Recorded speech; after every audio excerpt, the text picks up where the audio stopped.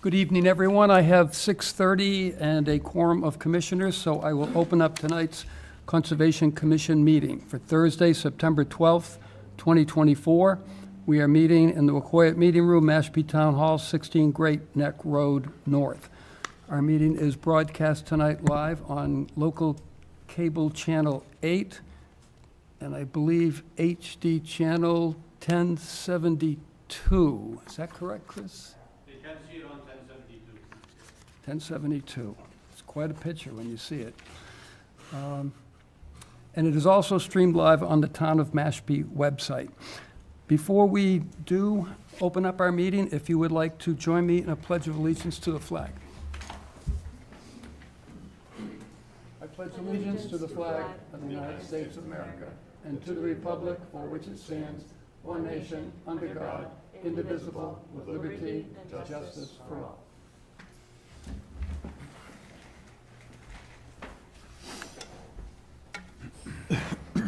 We'll begin tonight with a moment of silence. If you would remember those that are out in the western part of our country suffering from the wildfires and those in our southern sections with the latest hurricane.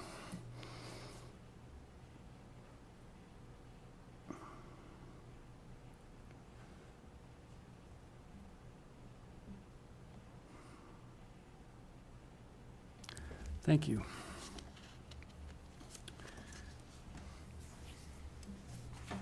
We will now take public comment. If there's anyone here that would like to comment on any issues to the commission that are not posted on our regular agenda, this would be the time to address the commission. Do we have anyone? I think Mary is. I think we do.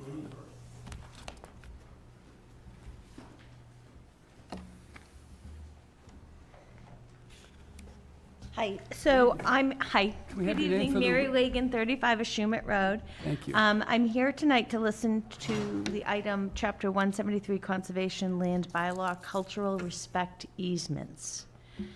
So I know you usually have long agendas.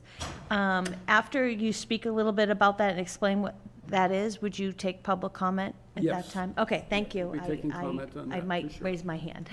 Okay. Thank you. Thank you. Anyone else? Yes.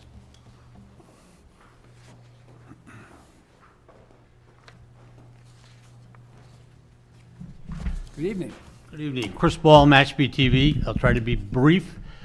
As the chairman noted earlier, we are now ready to broadcast on HD, high definition, starting on Monday. We've been beta testing it since August 20th. In order for people to see the high definition channel, they're going to need an X1 box from Comcast customers. Most people have it. The easiest way you can tell is if you go to channel 1072 and you see tonight's meeting or any other government meeting, you have it. If you don't, call 1-800-COMCAST. They can tell you how to get set up and get a box. Right now, for the time being and the near future, you'll still be able to see all the government meetings on Channel 8 as well as 1072.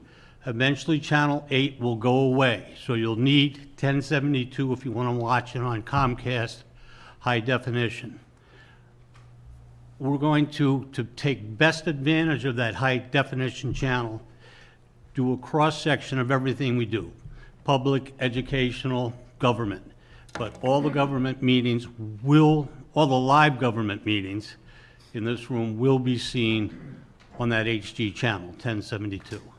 So we're just trying to get the word out as best we can so everybody knows and nobody gets surprised 2 months from now when 8 disappears. So, thank you for your time. Thank you. Anyone else? I guess we're all set. Do we have anybody online, Dan, that wants to talk with us before we start? No, they're just contractors, so no. Okay. So I'm going to drop down to tonight's hearing, and before we start, I'm going to remind everyone that we are attempting to limit each hearing to 15 minutes in length. because of the length of our agenda and the post-agenda items that we have on the table for tonight. So calling the first hearing for 18 Overland Road, George R. Leach trustee, George R. Leach Revocable Trust. This is a proposed removal of approximately 4 to 6 shrubs. Representative is the owner, and this is a request for determination of applicability. Good evening, sir. Good evening. The request is pretty basic. There's some shrubbery that's on the paper road of Monomoskoye Road West, about a 30-foot section, which would prevent walkway. And what I'm trying to do is just open that up so that there's a safe and easy access to get down that paper road. The other half, there's a lot of big trees there, and if the shrubs are removed, then people will have access. My lot 18 is the whole section, about 200 feet, and there's only about 30-foot section that's blocked.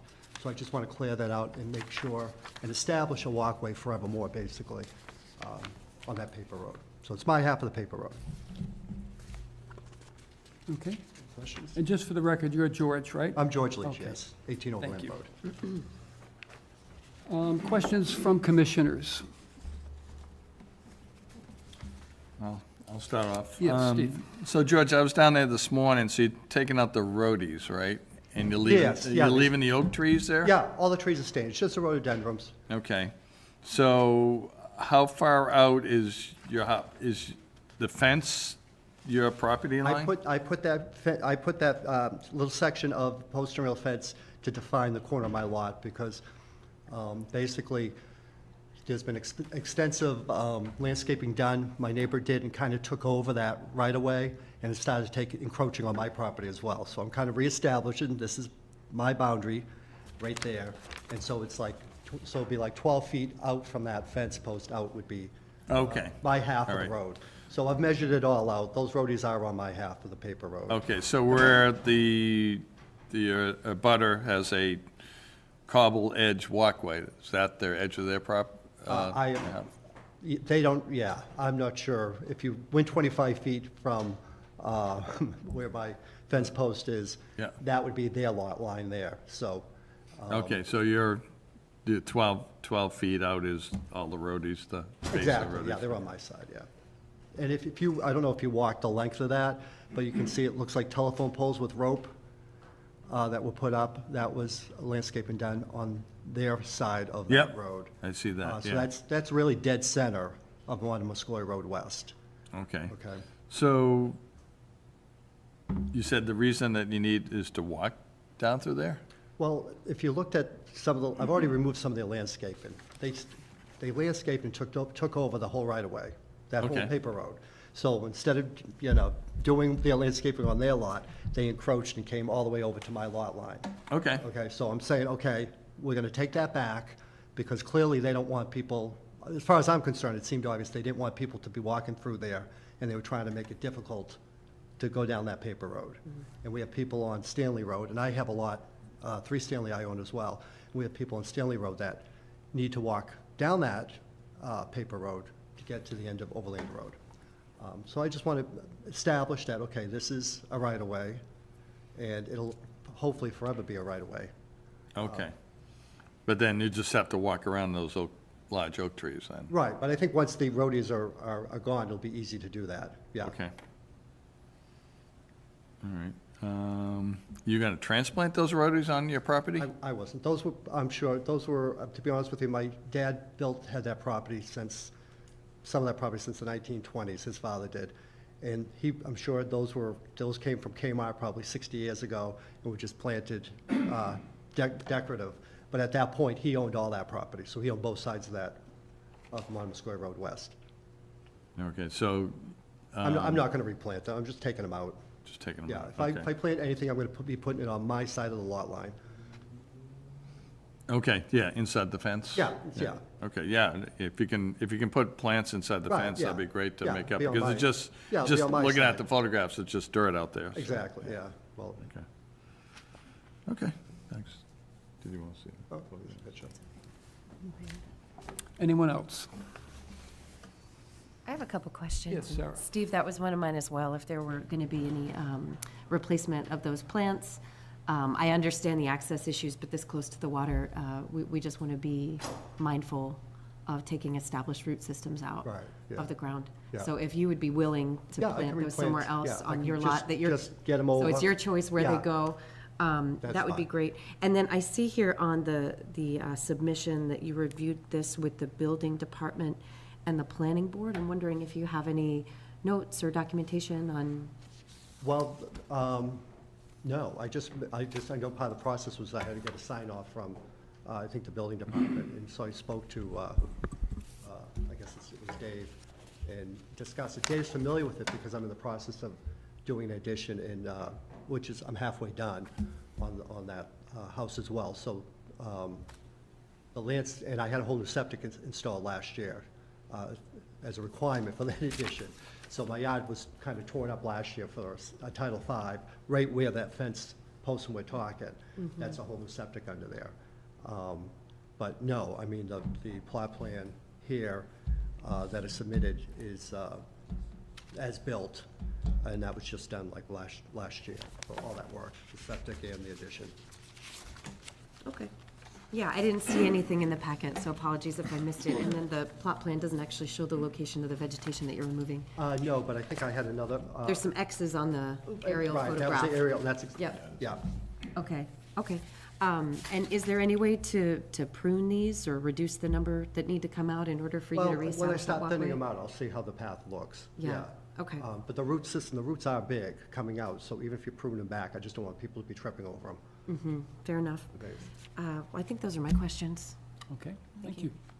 Anyone else? Sandy, no? Alex? When this septic system got approved, did it come before us? It must have. I just don't This was, recall. yeah, this was a prior permit they had that came before us, the garage and all, but, so, Did we require plantings at that time? this was before me. Okay. Yeah, I don't So it's remember not an either. open order of conditions since everything's been closed, right? COC? As far as I know, there's no open orders for this. You know, the house itself was well beyond the, at the time, 100-foot buffer. Yeah. So that I don't know if there was even a filing for it for conservation, quite honestly, Okay. so. What was the year on that? Did you say it was last year that the new system went in? The new system went in, I'm just trying to think, probably exactly about Thanksgiving of last year. Thanksgiving of Title last. V, because I went through the process of doing the addition, and then the Board of Health wanted to do a septic inspection, and had the original septic. They said, no, they wanted a new Title V system, so then I went back to Cape and Islands engineer, they engineered a new system. Once I got a new system, then I got my building permit approved. So we kind of went around the block a couple of times. So that was a requirement to get my building permit. Okay. Was a Title V septic. So that had to come before us as an RDA at a minimum because we're in the floodplain. Yeah, it must, if it was anything, it had to be an RDA, because there was no I don't open recall orders it. on this property at all. Right, and then it's, the as-built is from July 25th, 2023, so it would have been within the last 4 years. Yeah. 3 Yeah, years. yeah, it would have been the last 3 years, yeah. Yeah, it was issued a order of conditions, and I believe there was mitigation, so we can take a look at that plan, and if there is mitigation, we can inform the homeowner and make sure that that's followed up with. So we do have an order on that, Drew? Yes. No, there isn't. Okay. I don't remember that. I don't either. Okay. Anything else? All set, Alex? Sure. Okay, I don't have any further questions. Dan, is there anything you'd like to add? No, I went on site, met with him and some of the residents there. This is an old paper road. They just want to have it accessible, so when you walk down it, you don't have to go on the actual private property to get down the paper road. There is, let me pull it up. Over here where the mouse is, there is water access for the neighborhood as well, legally. So it is their access and they do need to get down it, so understand where this is coming from. If you're willing to plant some bushes or whatnot behind that, we can discuss that as well. That's perfect. So yeah, and then I know, as he mentioned, there's been some overplantings and stuff, or some issues with 30 overland. So just so you know, that is being pursued because they need to file for a COC, because they had a brand new revetment wall installed, I don't know, a year, 2 years ago, something like that. So not brand new, but updated the revetment wall. And there's some COC issues that we're just pursuing to rectify before they even apply for it. So that's where we're at with that. Okay. Drew, is there anything you would like to add? No, just a clarification on the previous permitting, nothing further. Thank you. All right. Questions from anyone in the public? Guess we don't have any. Nobody's online. Okay, then. I would accept a motion. Okay, Mr. Chairman, I make the motion for a negative determination for 18 Overland Road with the condition of that the number of shrubs that get removed be replaced inside the fence line on the applicant's property. With native species. With native species. Yeah, with native species too, which you consult with staff on. Sure. So. Not a problem. And I'll second. Okay. Motion made and seconded on the table for discussion by commissioners. Anything else? Sandy, all set? Okay, I'll take a roll call vote. Alex? Yes. Steve? Yes. Sarah? Yes. Sandy? Yes. I vote yes as well. Motion carries. Thank you. Thank you. Thank you. Thank you. Okay.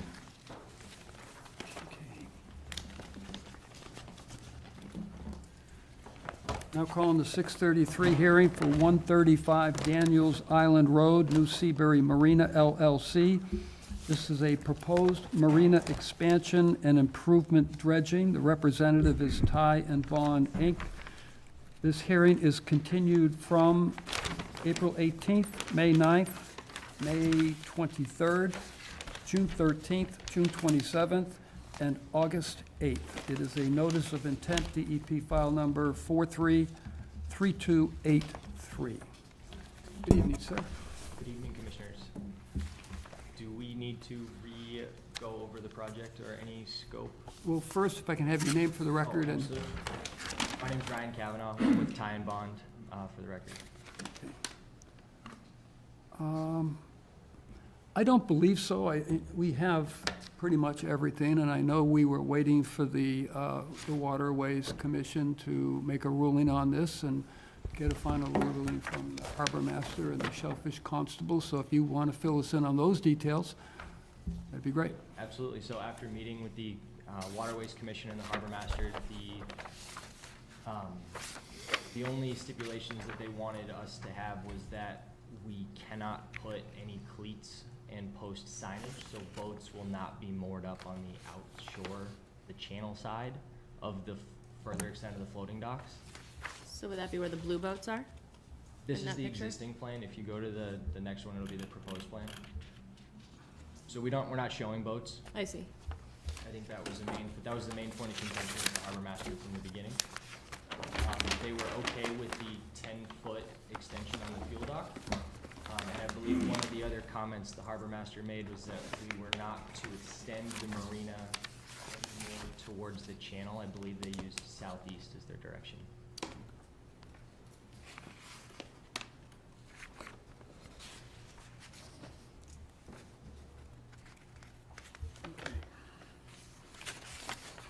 So we're all set. That's all the comments I received. I know Drew received comments from the Shellfish Constable.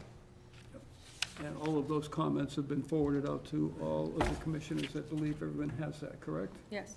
The letters that we were waiting for. Okay, so I'll go to commissioners first for questions.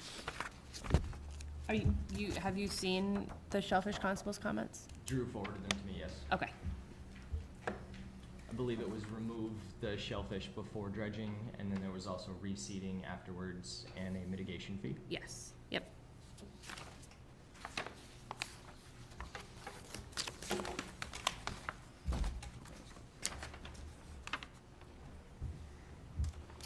Any other questions?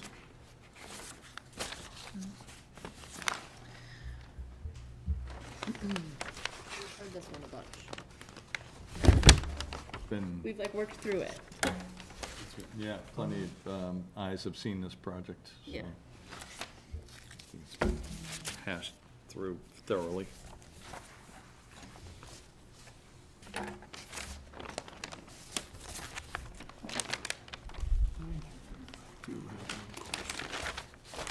do have one question, and I forget which letter it was in, but I believe I saw a figure of, and I might not have it exact, 387 square feet for a float somewhere. Did I see that?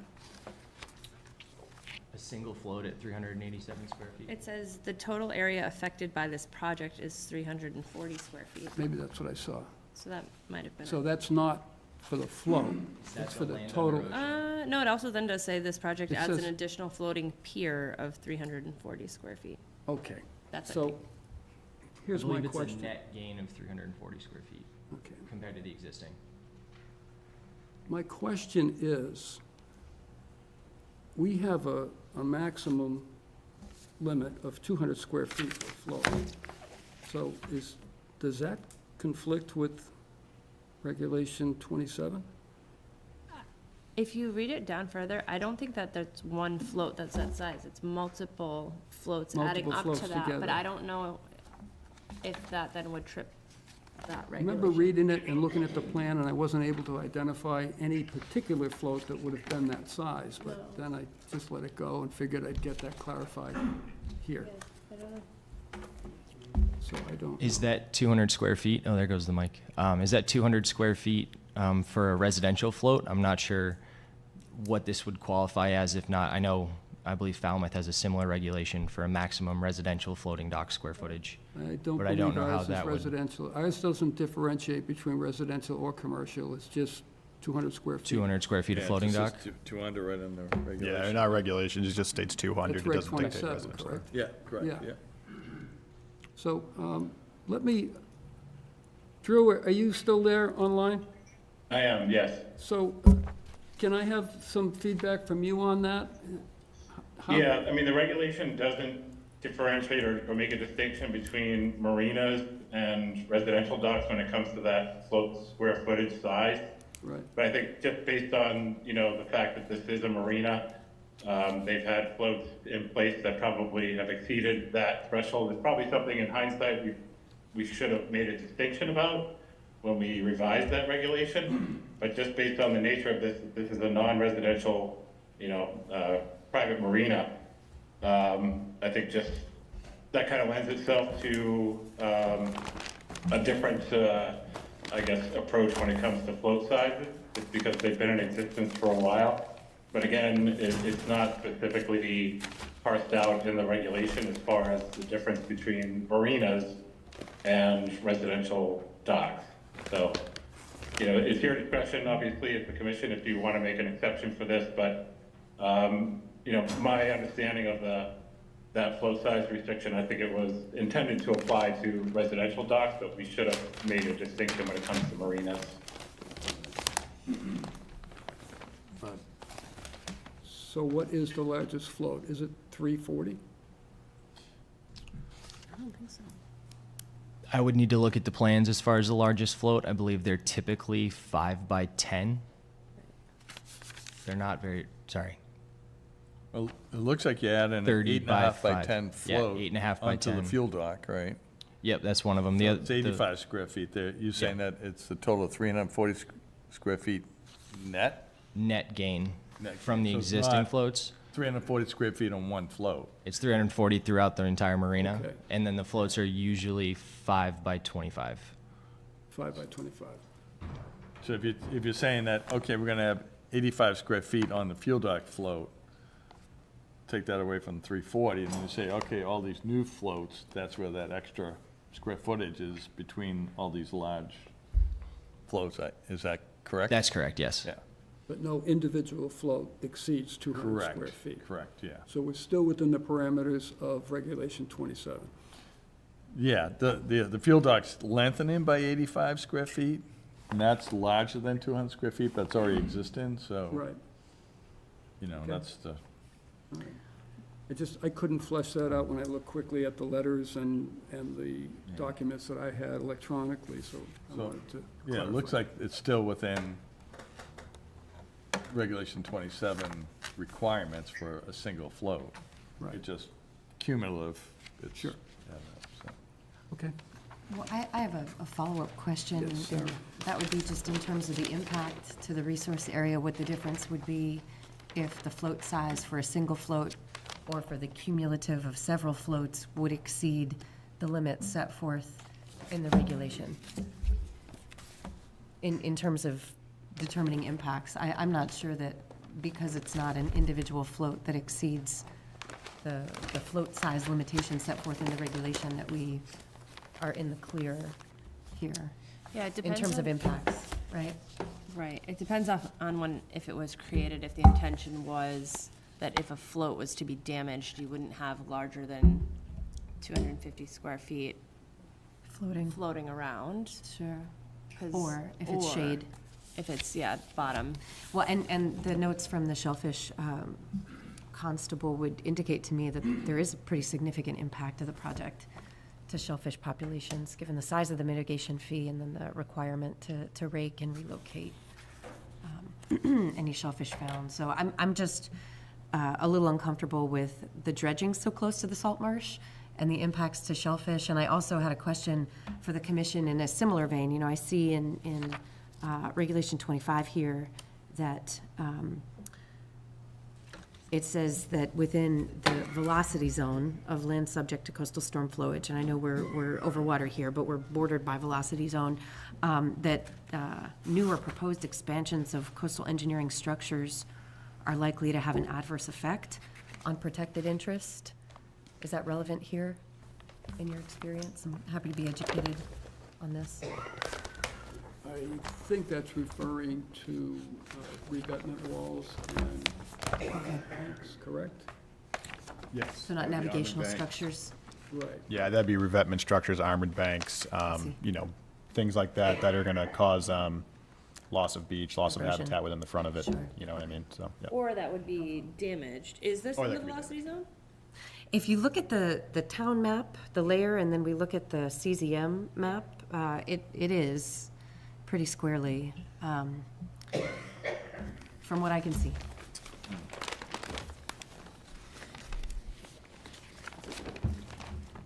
I would have some concerns, just, and the function of this, Ryan, is this just so that more boats can park in this marina? Less boats. It would be an increase of square footage and an increase in fairway distance to make the marina safer. Okay, so fewer boats, but they would have more elbow room. Correct. Got it, okay. Okay. Anything else? Sandy? No? Any comments, Dan, that you would like to make? No, I am happy to see that the Waterways Commission had no concerns with it, and I'm also happy to see that they're protecting the channel. I know I was a little worried at first when I saw the original plans. The salt marsh, you know, that obviously is going to be a thing that needs protection. I know right now it's in fairly good condition. There's a couple spots that I think are just from runoff from the land, basically. So that needs to be protected. But I think overall, this is a good plan. You know, as he said, they are losing boat slips and they are gaining, you know, access for bigger boats, essentially. But also the expansion of the gas dock will make things safer there. I have seen things firsthand there. It's very tight. As you can see from the plans, it's very tight in there. So an expansion on the gas dock will help, especially if you have bigger boats coming in. That is for certain. So for conservation purposes, as long as they're protecting the salt marsh, controlling the erosion around the walkways that come in. And also, when it comes to the walkways, I had a question about that. Would that be a possibility to have those walkways with 50% sunlight penetration? I believe we talked about using through flow decking in an earlier meeting. I just wanted to confirm I do not that. recall where we left it.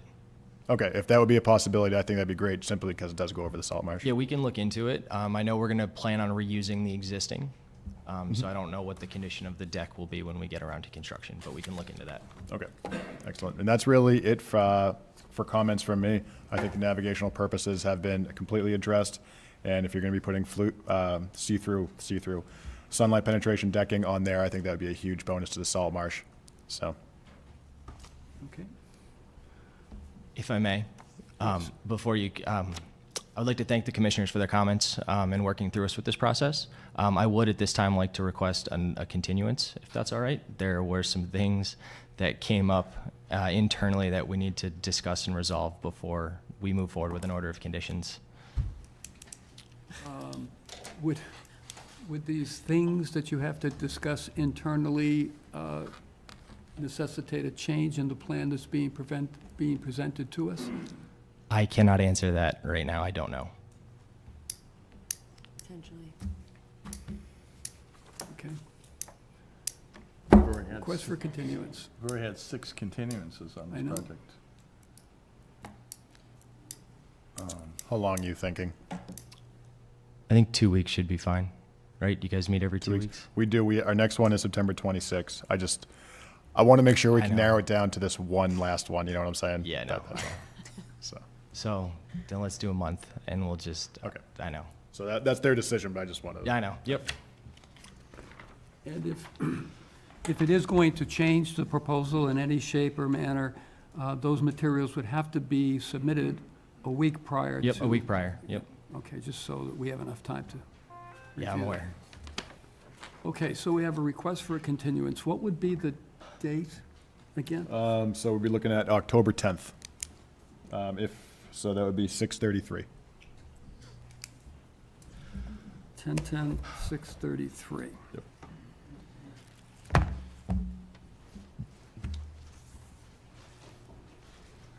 Okay, I would take a motion. Mr. Chairman, make a motion to continue 135 Daniels Island Road to October 10th at 6:33? Yes. I'll second. Motion made and seconded and on the table for discussion. Any discussion? I was really trying not to continue anything. I know it. I would say that on 10/10 at 6:33, whatever these internal things are that you need to discuss, I hope they're completely ironed out, because I don't think the commission will have an appetite for another continuance. Understood. Okay. And I would just suggest that Ryan, communicate with staff so we can inform the commission ahead of the meeting what those issues are, so you're duly informed, well in advance, and you're aware of what the issues are, because apparently they're not known at this point, so that would be good to get that information to staff as soon as possible. Yeah, absolutely. Yeah. Okay. Roll call vote. Alex? Yes. Steve? Yes. Sarah? Yes. Sandy? Yes. And I will vote yes reluctantly. Very appreciative. Thank you. Can I just ask quickly, was there a motion in a second? Yes. Yep. Okay. Thank you.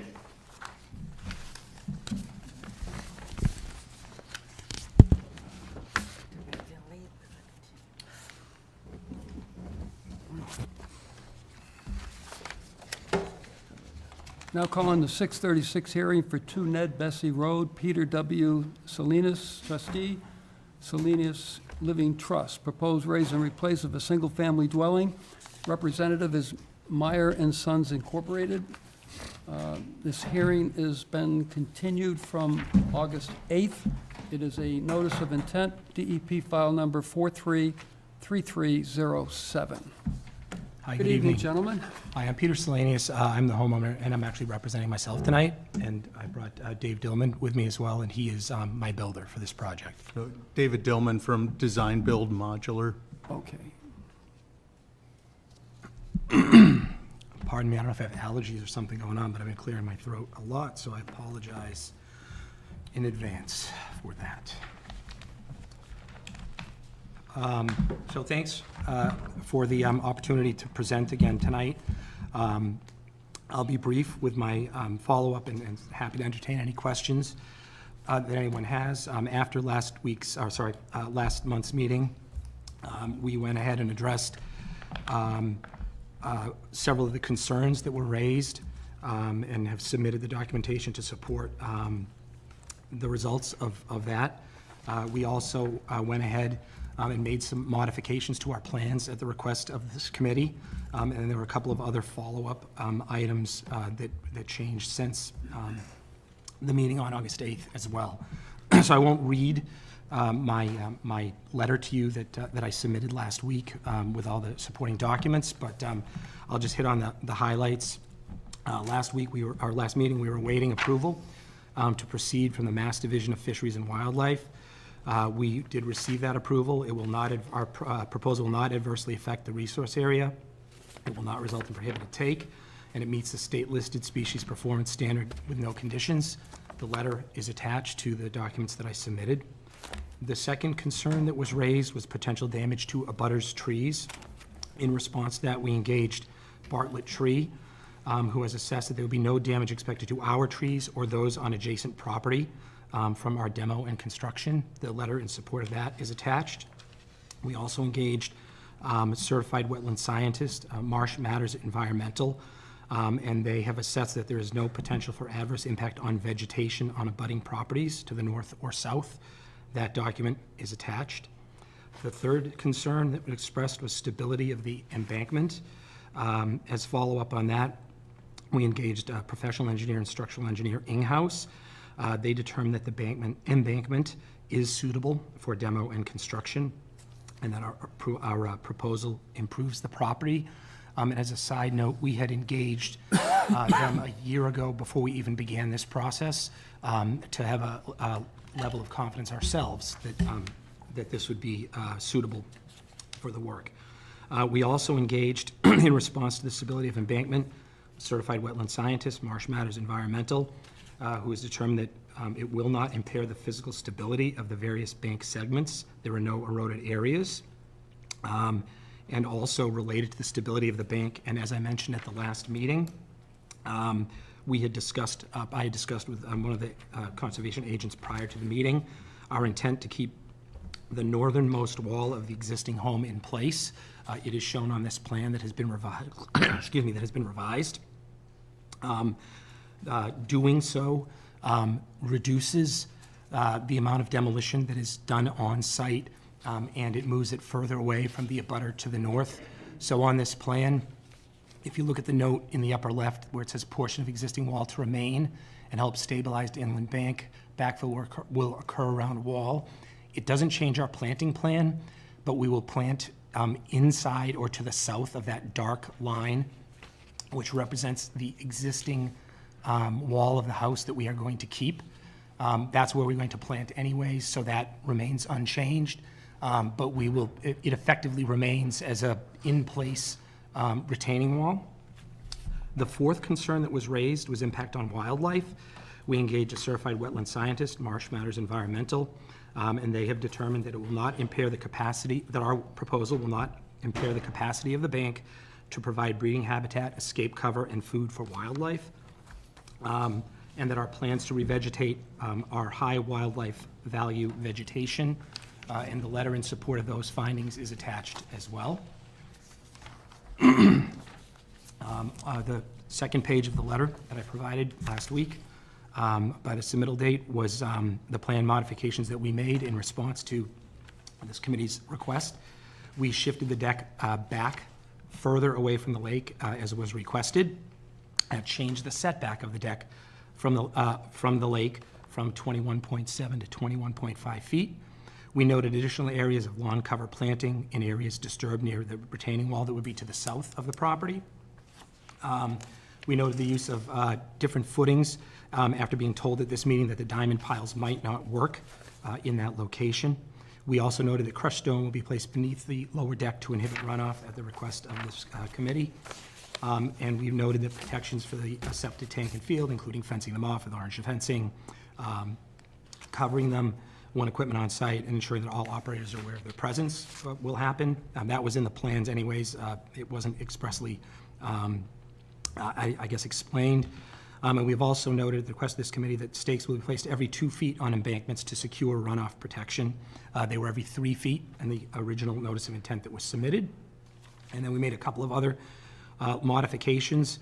I had previously indicated that we would be shrinking the house footprint 22%. It's actually going to shrink by 19%, so that's not a significant change in percentage, but it still results in a reduction of 250 square feet of footprint with a proposed house versus the existing house.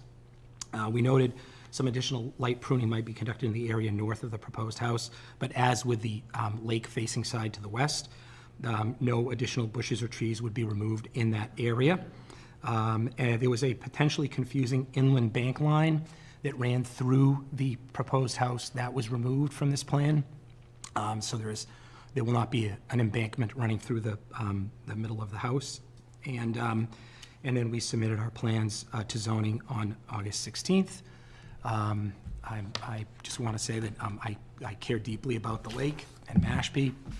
We took that into account in preparing our original notice, as we did here. And as I mentioned, we engaged somebody to assess the stability of the bank before we even proceeded. So those are the modifications that we made since the last meeting. I'm happy to entertain any questions or elaborate on anything that I can. Otherwise, I would ask that you approve so that we can proceed. Okay, thank you. David, do you have anything to say? Nope. No? Okay. Okay, Happy to address any questions. great. I'll go to the commissioners first for questions that you might have. I have one. I'd be happy Sarah, to start. floor is yours. Yeah. Peter, you've been busy since we saw you last. We Yes. have. We were busy before we saw you the last Yes. time and since. Yes. Well, thank you for all the attention to detail. I found in particular the Marsh Matters evaluation to be very helpful for me in understanding and contextualizing some of the concerns that we addressed at the last meeting. I did see, and I drove by your property. It's gorgeous. Thank you. My kids were in the car, so I didn't get out. But I saw in one of these photos, it looks like there's a drainage pipe that's going from the house down. Oh, the that one, embankment. that. This little guy? That's on the north side. Yep. So, Yes. so all that to say, it triggers for me a question about stormwater management features, and I did hear Sure. you review some of them, but I would love if you could Yeah, just no, refresh me. absolutely. So yes, you are correct. So this house was built in the 1930s. Sure. And the original drainage, was these, half-round gutters that shot into the lake. We've rerouted some of it in the decade since. The plan here, as you can see, if you look in the southwest corner of the plan, right there's one drainage, dry well that will be there, and that will handle, obviously, picture the gutters. I don't install the gutters, but to get the drainage there. And then to the northeast corner, you can also see several feet off the side of the house, there's another one there. So the intent is to manage stormwater that way. Okay. And would you be open to any other features like bioswales or, even some plantings that would be increased water uptake, just for the erosion concerns? We had submitted a revegetation plan Yep. before. If you're asking to, are you asking to enhance that, to expand upon it? Or I just wanna understand what your request is. I'm curious to see to what degree the vegetation is also integrating water uptake, given the slope. I can actually touch on that a little bit as well. So they are reducing the impervious surface by 250 square feet. So inherently, you're increasing more value for the water absorption into the property naturally. The request of the board the last time of the clover lawn certainly has already been considered as well. Sure. And I think that's more to reduce the need for fertilizers, correct? Not so much with water. Well, we are increasing by virtue of and Dave has built a lot more houses than me, so that a little bit of the reduction in square footage of footprint in the house has the net effect of increasing the green space in total on the lot by 2%, not the house, but the total lot coverage green space increases by 2%. And I've had conversations with the conservation agents about doing some additional plantings once everything that we propose is in place. I think as Drew had said at the last meeting, the lot is heavily wooded. We have continued to try, unlike anybody around us certainly, to keep it vegetated. If you drove by, you can't see much from sort of the road, but it is pretty heavily vegetated. We intend to keep as much of that as possible. We intend to do additional plantings once we get in place what we have currently planned. So broadly, will I be planting more stuff? Yes. I'm not sure exactly what I would, commit to on that today, except that we expect to continue to keep it vegetated. We like the privacy, we like the shade. Sure. We don't want any erosion. We are very close to the lake. We are moving further away from the lake. which we think is a significant, plus of the proposal as well. Okay, wonderful, thank you. And I think that the monitoring and maintenance, and I see here that Drew has recommended that as well, is going to be critical, as well as working with the conservation staff to determine Sure, what did you, additional plantings. I didn't hear what you said was recommended. Sorry, I missed that. the monitoring and maintenance. Okay. Of the plantings. Yeah, sure. Which I see Drew's recommended. And then, I also just had a question for the commissioners. We did receive, I believe, a hand delivery today of a letter from an abutter. Yes. Is that I was correct? going to read that into the record Okay. under public comment if necessary. Sure. Can it be read into the record? Isn't it due 3 days prior to the meeting? Excuse me? Is it due 3 days prior to the meeting? It's submitted as public comment, and I'm assuming that the person that submitted it wasn't able to be here tonight, so I would allow that in as public comment. That is incorrect. The person who submitted it is here tonight. Well, then they'll probably address the commission when I go Okay. to the All public. right. So, all right, very good then. Yep. Thanks. Are there any other questions that I can answer? Any other questions from commissioners? I have a question. I'm looking at the letter that was submitted from ING House on August 28th. And there's a disclaimer at the end of that letter, and it reads as follows. We recommend that all structural design for the new residence and site retaining walls will be provided by a Massachusetts licensed structural engineer. Yet when I look at the plans, there are two stamps on the plan.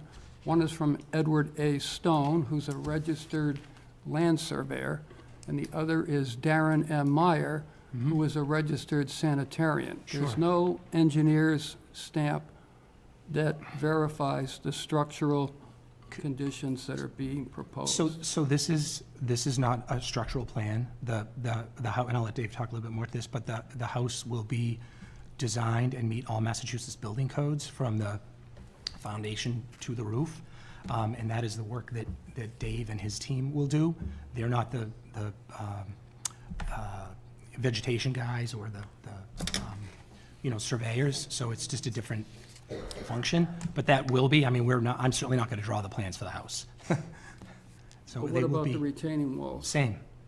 The same. They're construction. That is part of the work that the builder will do, that is part of the So my construction. question is, do we have a registered structural engineer that's signing off on these plans? There'll be, for the house plans, there's a registered architect of record of it, Westchester Modular Homes, and there's a third-party certification company for all houses in the state of Massachusetts. We get all the correct numbers and registered. Regarding the retaining walls, we can certainly have a structural engineer, and I understand your question fully, that you want a structural engineer to approve and evaluate that with some form of a letter, and I understand that totally as well. So we can absolutely take care of that. And we wouldn't be able to proceed through building? Well, you Without could it, without zoning, that, you yeah. could, because it's pertaining, their question's pertaining to the retaining wall, not the Okay, house understood. itself. Okay. That's what the question Got is, it. it's pertaining to Sorry. the retaining wall. So,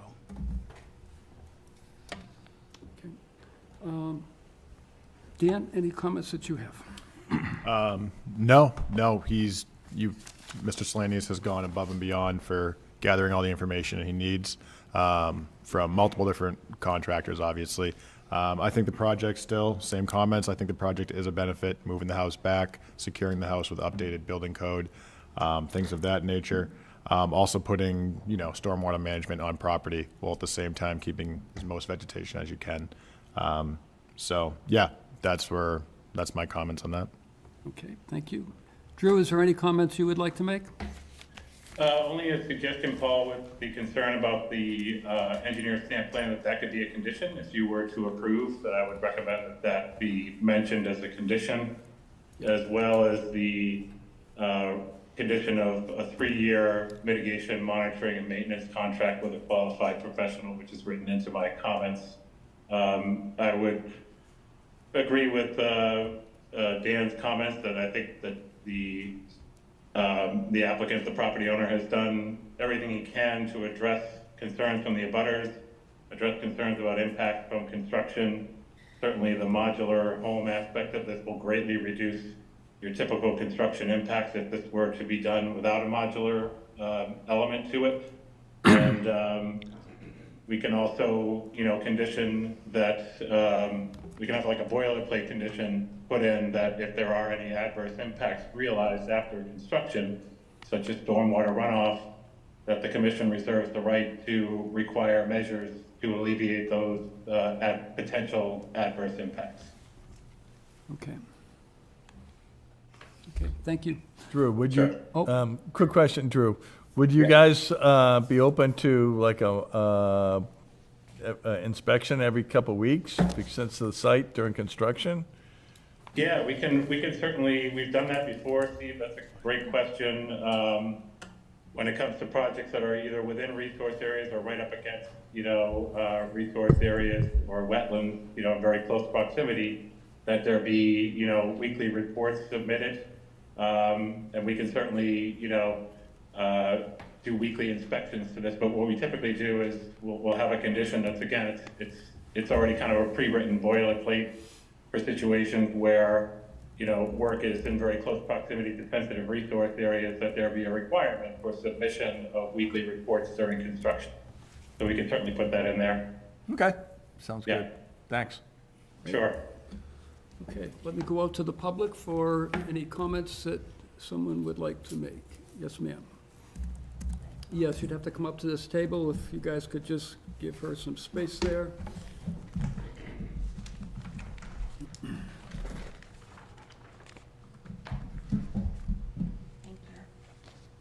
Hello. Good evening. How are you? Can I have your name for the record, please? Tanya Daniels, 26 Melissa Ave. So, Before you begin, that's the letter that came in today, correct? yes. So that I don't have to read all of that into the record, you're going to give us, I have really bad allergies, so I don't know that you'll hear me while reading it into the record. That's why I did ask if somebody could read it in for me. oh, okay, I do appreciate that. yep. So, but I did have a couple of questions. I would like it read into the record and the neighbors' comments, but I did have a couple of questions that arose on the mitigation. So, we just want to make sure that the conditions covered the stormwater runoff, which it seems like that has somewhat been addressed. And also we have deep concerns about the vibration and the root structures of the banking. I think we covered that all in the letter. I don't want to waste any more of your time. But the other question that still was concerning is the necessity of cutting back into the banking. I was confused if he was still doing that or not with that new plan that he submitted. That is in the plan, I believe. Cut back into the bank? I don't think there was any deeper cutting to the Deeper inland into bank. the It was banking just is, what was already disturbed on the bank. yeah, Looks like it matches up with the front of the existing house Right. okay. there right now. So there's no further intrusion into the bank. Okay. And as far as the, excuse me, the retaining wall going up to the swale, that actually creates part of that swale edge, which is the major drainage source and non-point source pollution, as you all know, is the biggest problem that we face to the quality of the health of the lake.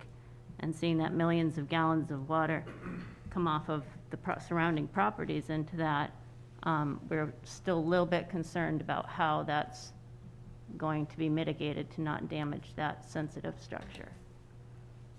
So those are our concerns, and I won't take any more time, but if you would like to read the neighbors' comments in the letter in, that's fine. We would like it to be a matter of record. Okay? Well, it looks like the retaining wall just goes partially down into the swale on the south side. Is that correct? That's what you're looking for on the south side? Yeah, the south side, it creates the top edge of the Yeah, but it doesn't elevation. block any flow because the low grade is still there. So, So it only goes partially into the grade, looking at the plan. yes, so. but they plan to remove it fully, right? Well, if you look at the retaining wall, it goes down to elevation 65, and the bottom of the swale is 63 here, and it goes goes up is the bottom of the swales here, so it's nowhere near the bottom of the swale. Okay. So it's not impacting or blocking any water flow at all. Okay. Coming down from the road into that swale. Okay. So, That's what, looking at the plan, that's what. okay. yeah. I'll now give you time to read that into record Okay. if you like. Thank you. The letter is from William Daniels, 26 Melissa Ave, Mashpee, Mass. To whom it may concern, I have been notified of plans to demolish and rebuild a former seasonal dwelling along the shoreline of Mashpee Pond. The subject dwelling is located at 2 Ned Bessie Road within a subdivision established in or about 1914. I am at a butter with the subject subdivision. My family has lived at the current location for over 30 years. Ned Bessie Road was planned as a private roadway. Further, at the time the subdivision was established, lot size and building code requirements were essentially non-existent. However, Ned Bessie Road and others in the subdivision were never fully developed as planned. Over time, access and egress has been over gravel pathways to develop lots. The subject dwelling is a historic stone structure built into a fragile embankment at the shoreline on a 12,280 square foot lot. Being a lifelong resident of Cape Cod, I understand there are many factors to be considered in planning growth and development of the area. In particular, as a citizen of Mashpee, I'm interested in the evolving community and its future. As with many other citizens of Cape Cod, it is the historic features, landscapes, and unique charm that has made Cape Cod our home. Those features have also drawn many visitors to become permanent residents. Over time, with increasing populations, we have seen our fragile environment and unique aspects dwindle. I have known Mr. Salinas and enjoyed interacting with families in the area for the past 30 summer seasons. I can relate to his desire to retire to this area. I support his right to live in this lawful structure and based on past regulation. I unquestionably respect his inherent rights as a property owner to maintain his property. However, based on current regulations, including lot size and location, Mr. Salinas' dwelling would not be allowed. It is with all of the foregoing in mind, I and others in our neighborhood are empathetic with Mr. Salinas if his dwelling is beyond repair. If so, without a doubt, we support his right to rebuild his dwelling as allowed under past regulations, and beyond any mitigating reasons such as economic. Our wish is that thoughtful renovations would provide him a comfortable retirement home, and we all live in harmony with the environment. Hopefully, Mr. Salinas has the same regard and concerns as other citizens, as he sees the impacts related to the environment and building near water resources as we do. And more importantly, these concerns are not only about our neighborhood and Cape Cod, but our deeds here will impact well beyond. That thought brings to mind a youthful event of a friend that while walking on a beach in Chatham with his father, he found a clam above the high tide line. Thinking it was dead, he was taking the shell home when the warmth of his hand caused the clam to open. His dad told him to throw the clam back in the water as it could forever change the oceans. It seems the subject permit application is at the aforementioned concerning intersection. Hopefully, Mr. Salinas and officials can carefully and thoughtfully bridge the gap of past loose regulations and present concerns. Since the notification of the permit application at 2 Ned Bessie Road, a number of neighbors have expressed concerns as well. With the foregoing in mind, I discussed the subject matter with them and folks in my industry. In summary, the following are thoughts and concerns we've discussed. There is a significant stormwater runoff from a number of surrounding areas of cleared land and pathways. That water flows into a swale and drainage ditch that abuts the subject property. There are apparent changes in the natural drainage process to the swale since the septic system construction work and the new driveway was installed. Hopefully, there are conditions to mitigate that issue along with any new construction. Unless the work is done by hand, it appears that only demo option for the stone house is to use heavy equipment to reach over the inland bank. It seems it will be necessary to present and enforce conditions to mitigate damage to the inland bank during the demo and removal of the existing house and the debris as well as from any equipment used. There are also questions regarding the necessity of digging 4 feet into and destabilizing the inland bank, damaging plants and root systems and habitats. Adding an additional floor increases the living area of the existing dwelling, and year-round use will increase the occupancy, septic use, and driveway. The 3-story structure will reflect visual aspects inconsistent with the changing but historic remaining architecture in the neighborhood. This beachfront inland bank construction project appears to be a precedent-setting endeavor.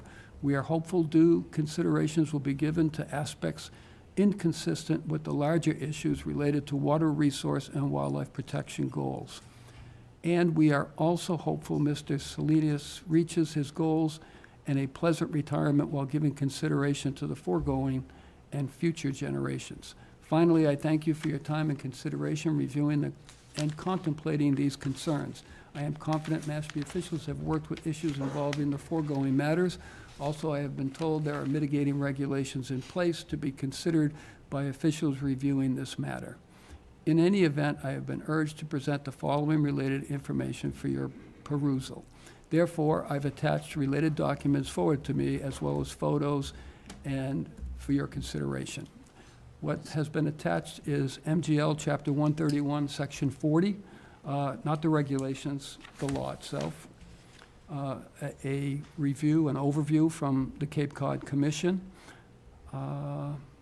with a website, the assessor's card from the town of Mashpee, several photographs that we have seen in the presentation of the existing structure, as well as photographs of the drawings of the proposed new structure.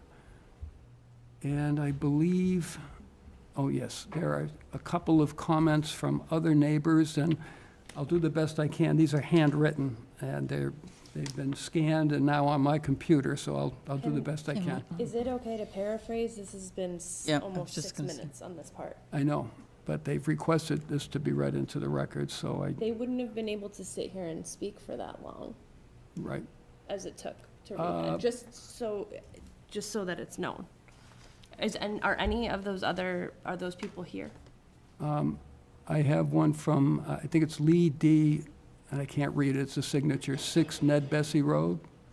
6 Ned Bessie Road, they're not here. Okay. Tanya Daniels is here, so she spoke, right?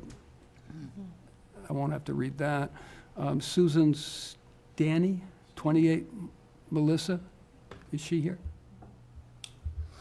And there's one other, I believe, and I can't read the signature, but it's 59 Lakewood Drive. 59 Lakewood Drive? So I'll read and they're very brief, so I'll read the ones that are not here. The first one reads, as a neighbor and longtime friend, I, Lee Riley, wish Peter and his family good luck on this project. However, I do think this idea is not very practical. A new large home on his small property wouldn't seem to be ideal. The bank erosion is my main concern. Any construction that close to the water scares me. I hope the board takes into consideration the fragile nature of the banking and reconsiders the scope of the project. The next one was from Susan Stanny, 28 Melissa Ave. I agree that Mr. Salinas should be able to renovate/rebuild his existing home, but I also know that the pond's banking is sandy and very fragile. Digging into the bank should be reconsidered. And the last one, again, I can't read the signature, but it's 59 Lakewood Drive. Many of my neighbors, including myself, are very concerned about the pond banking and the damaging effects could have on the stability. And I believe that's it. Any other questions or, excuse me, comments or questions from the public? One more question.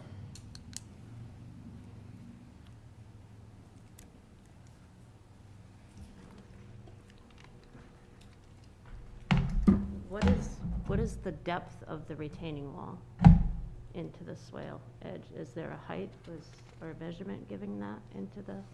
The existing? No, the one to propose one, or is that not drawn? Well, by building code, the footing of a retaining wall needs to be 4 feet below grade per building code requirements. Below. Okay. All right, thank you. Thank you. No other questions? Okay. May I address? I'm sorry, I'm not experienced at these meetings, I just, Well, I think we're all set. I'm going to call for a motion. I've gone through public comment. I've listened to all the commissioners, the agents, so I'd like to move it along if we can. All right, so I would accept a motion if there is one. Okay, Mr. Chairman, make a motion for a closing issue for 2 Ned Bessie Road with the following conditions. A submission of signed 3-year mitigation monitoring contract between the property owner and a qualified professional, either certified landscaper, horticulturist, or wetland consultant.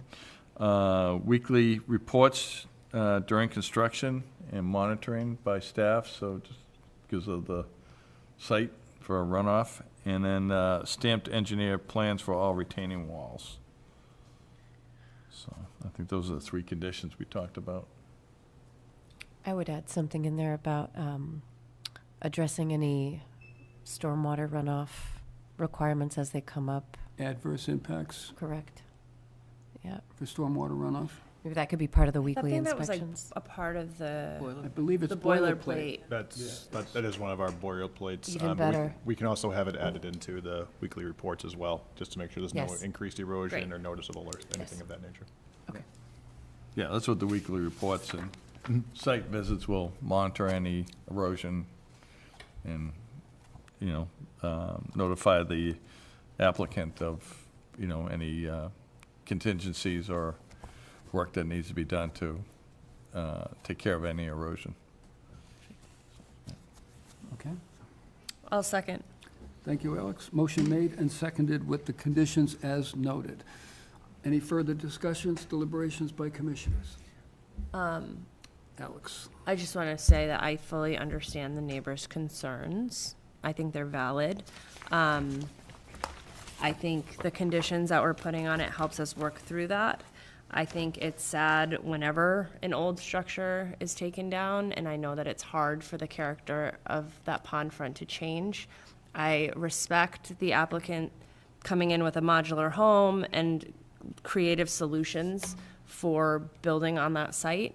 As much as I would like for the house to be moved back another 50 feet, 100 feet, it is within their right, and I can't justify saying no based off of what our regulations say for our jurisdiction. So I fully understand your concerns, but they are working within the regulations, in my opinion. Okay. Anything else? Okay. Motion made, seconded, deliberations are over. I'll take a roll call vote. Alex? Yes. Steve? Yes. Sarah? Yes. Sandy? Yes. And I vote yes as well. Motion carries. Thank you. thank you very much.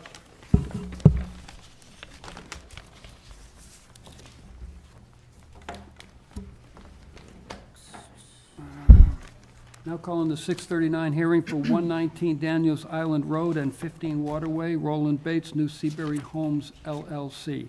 Proposed construction and maintenance of a new single-family dwelling with pool, patio, detached garage, IA septic system, and associated hardscaping and landscaping. Representative is BSC Group, owner of record, New Seabury Properties LLC. This is a notice of intent, DEP file number 433287. And these hearings have been continued from 4/18, 5/9, 6/13, 7/25, and 8/22. Good evening. You can have your names for the record. Thank you. Good evening, Hannah Raditz, ecologist with BSC. Nick Delanis with New Seabury Homes. On the line with us, we also have Brian Irrigation and David Crispin, engineers with BSC. Okay, Whenever the commission's ready, I can give a rundown of the changes that have been made to the project. sure. Right. I'll try to go through these as quickly and succinctly as I can. As the commission received last week, we have revised plans with a few additional letters with information to support these changes and updates and to answer questions that came up at previous hearings. To go down a quick list of the plan changes, the estimated seasonal high groundwater elevation was found to be at 1 foot in elevation, which is 2.5 feet lower. That's underground. And the soil absorption system now has a separation of 5 feet, where it previously had less. I'll get back to that later. For the dwelling, it was determined via applicable Title V definitions to be a 5-bedroom dwelling. Under Title V limitations, this dwelling is 1/3 of the max allowable for this lot size, based on the size of the dwelling and the lot size. For nitrogen-sensitive areas specifically, which is associated with Pompanesett Bay. The IA septic system was moved further back from the resource areas, that's landward, and that reduced the fill required and also allowed for a more gradual slope around the property, whereas previously additional fill to be brought in to bring that septic system into compliance created a bit of a steep slope on the corner of the dwelling. So that has now been alleviated. In addition, the rooftop recharge and stormwater retention chambers have been shifted to the rear of the dwelling. That's near that back deck area. This also reduced required fill, and this system has been designed for a 100-year flood event. Based on conversations with the Mashpee building inspector, the crawl space was lowered and set to the existing grade at the site, which is 6.5 feet, so as to not displace floodwaters. And the foundation is to include flood vents, which are calculated appropriately for this zone. 300 cubic yards of fill have been reduced, meaning we are now requiring only 1,100 cubic yards of fill for the dwelling, septic system, and other features. All work within the 75-foot buffer zone to BVW has been eliminated. This is thanks in part to moving the septic system, which reduced the need to grade out so far to not create such a steep slope. But it's even a greater improvement now. And this only resulted in some minor changes to landscaping on that back half and grading. These sediment controls that are at the limit of work have been adjusted more landward after this change. Next, I'll go into the waiver request changes. So with no work going on within the 75-foot buffer, and I realized last time we should have addressed this, the total work within the 0 to 75-foot buffer to BVW had been under 300 square feet, which is the limit for this waiver, but now no work is within any 75-foot buffer of any resource area on the site. So we are revoking this request for waiver. In addition, under Regulation 25 for land subject to coastal storm flowage work, for vertical walls within the A zone, we've revoked this request as the walls associated with the dwelling are at least 150 feet, though in cases far more, from the nearest coastal water body. The remaining waiver, which we still are requesting, is also under Regulation 25, and it's associated with 500 square feet of impacts to naturally vegetated areas. Just to elaborate on this, as we've mentioned before, 23% of the site will be developed, but 77% of the site is to remain as forested upland areas, with only the path that leads to it and being maintained as its naturally cleared area. So this creates no barriers to wildlife within this 100-foot buffer zone to coastal bank and salt marsh. No fences or structures will be going in place closer than 75 feet to the BVW, which is the closest resource area to the site other than land subject to coastal storm flowage, which covers the site. This large barrier also will allow the existing stormwater regime, filtration of sediments and nutrients to continue to buffer Spinnaker Cove. This will also continue to provide a dense floodwater barrier and prevent erosion within or adjacent to the coastal bank. The lawn area has been reduced by 3,000 square feet, which still complies with the 10% limit and is below roughly 2.2 parts per million nitrogen nitrate calculations, which is quite low. And in summary, 7,200 square feet of the landscaping plans are to be native, and also are a wide variety of shrubs and forbs from different sizes. And in addition, we are still maintaining 1,160 square feet of native grass within buffer areas at the end of the slopes between the lawn and landscaping areas and the forest. So this results in 8,360 square feet of native plantings, and this would cover all proposed structures, which is 6,311 square feet, and a portion of the impervious area. This will introduce over 15 native species, not to mention the 6 saplings that are going to be placed in the cleared area of Coastal Bank, which was historically cleared. Before I turn it over to the commissioners, I might just ask if Brian and Dave have anything else to add or revise in my presentation. Thank you, Hannah. I have nothing further at this time to add, but I'll be here available for questions after. Neither have I. Okay, then we're all set. So I'll go to the commissioners first for questions on the information that we've asked for and they have provided.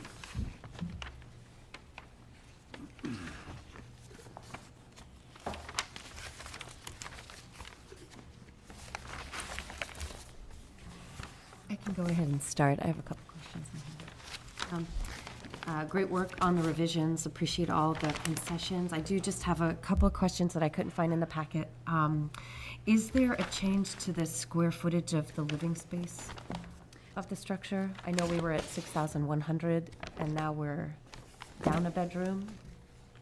The footprint is slightly decreased. Yes, I thought I'd written that down. And I might have just missed it. No. In my notes. I see. We have reduced the dwelling. The dwelling footprint has been reduced and is now 3,475 square feet. And is that the footprint or that the living space? Footprint. Footprint. Okay, I'm asking about the interior space. So the diagrams show the living space. It doesn't, actually, on the revised one, not the one that I have. And maybe I'm missing it. I see the footprint, 3561. This is the letter of plan revisions dated September 5th, signed by Brian Irrigation, and it has flood vent and also floor plan. I can also pass you my copy if it's helpful too. That's okay, I'll pull it right up. So that's the footprint of the dwelling. That's not counting those surrounding decks. And of livable space, this building was determined to be a 5-bedroom dwelling under Title V. Okay. Yeah. I'm still not seeing it, but I think the question, I just want to make sure I understand. The last time we spoke about this particular project, you all were going to go back and figure out the smallest structure that would be financially feasible for New Seabury to put on this entirely undeveloped wooded lot that's on the salt marsh, on the water. And I just want to make sure I understand that we're looking at a 5-bedroom, several thousand square foot home with a patio, a pool, and an exterior garage. No pool. No pool? We removed The that. pool was removed a couple Okay, hearings wonderful. back. Okay, great. Yep. So it's a 5-bedroom house now? Mm-hmm. Okay, and that's as small as we're willing to go. Okay, okay. Additional adjustments were made on the site to improve grading and expand the landscaping, which is reduced lawn area. The deck area has been redesigned along with it, but this is the greatest reduction in the dwelling that property is able to see. I see. Okay.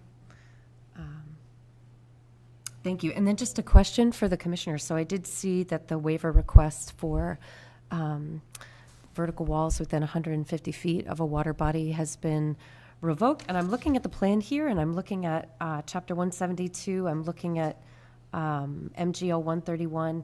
Can you all educate me on salt marsh counting as a coastal water body? From what I can see, it does, and I see that the 150-foot buffer transects one of the corners of this plan. It does, and I'm wondering when we started the new setbacks, given that this started back in April. I don't know I don't know either. when we took that on, if that's why, because I agree with you. Why isn't the 150 to Salt Marsh? Right. The new setbacks would apply to this because those went into effect in October of '23. Okay. We had considered the nearest, counting that distance back from the edge of water, not the edge of salt marsh. From the edge of the water. I mean, Salt Marsh is a wetland. It is Salt marsh defined as is a a coastal water body in both Coastal our... wetland. Correct. Yeah. So the edge of the wetland It's is our in- jurisdiction. Yeah, it's included in the jurisdictional area. Of a coastal water body? That's my understanding, but feel free to educate me. My understanding is that it has to do with the flood zones and where you could expect wave action. For this property, especially as we detailed in the rebuttal letter for the section 25, this cove is quite sheltered. It has a very narrow inlet from Pompanesett Bay, and it has a very low potential for any wave action. Even in a high storm event with high winds, the fetch, which is the distance that a wind can potentially create a wave on the water body, is quite low. And in addition to that, we have a very large, dense buffer of forested area.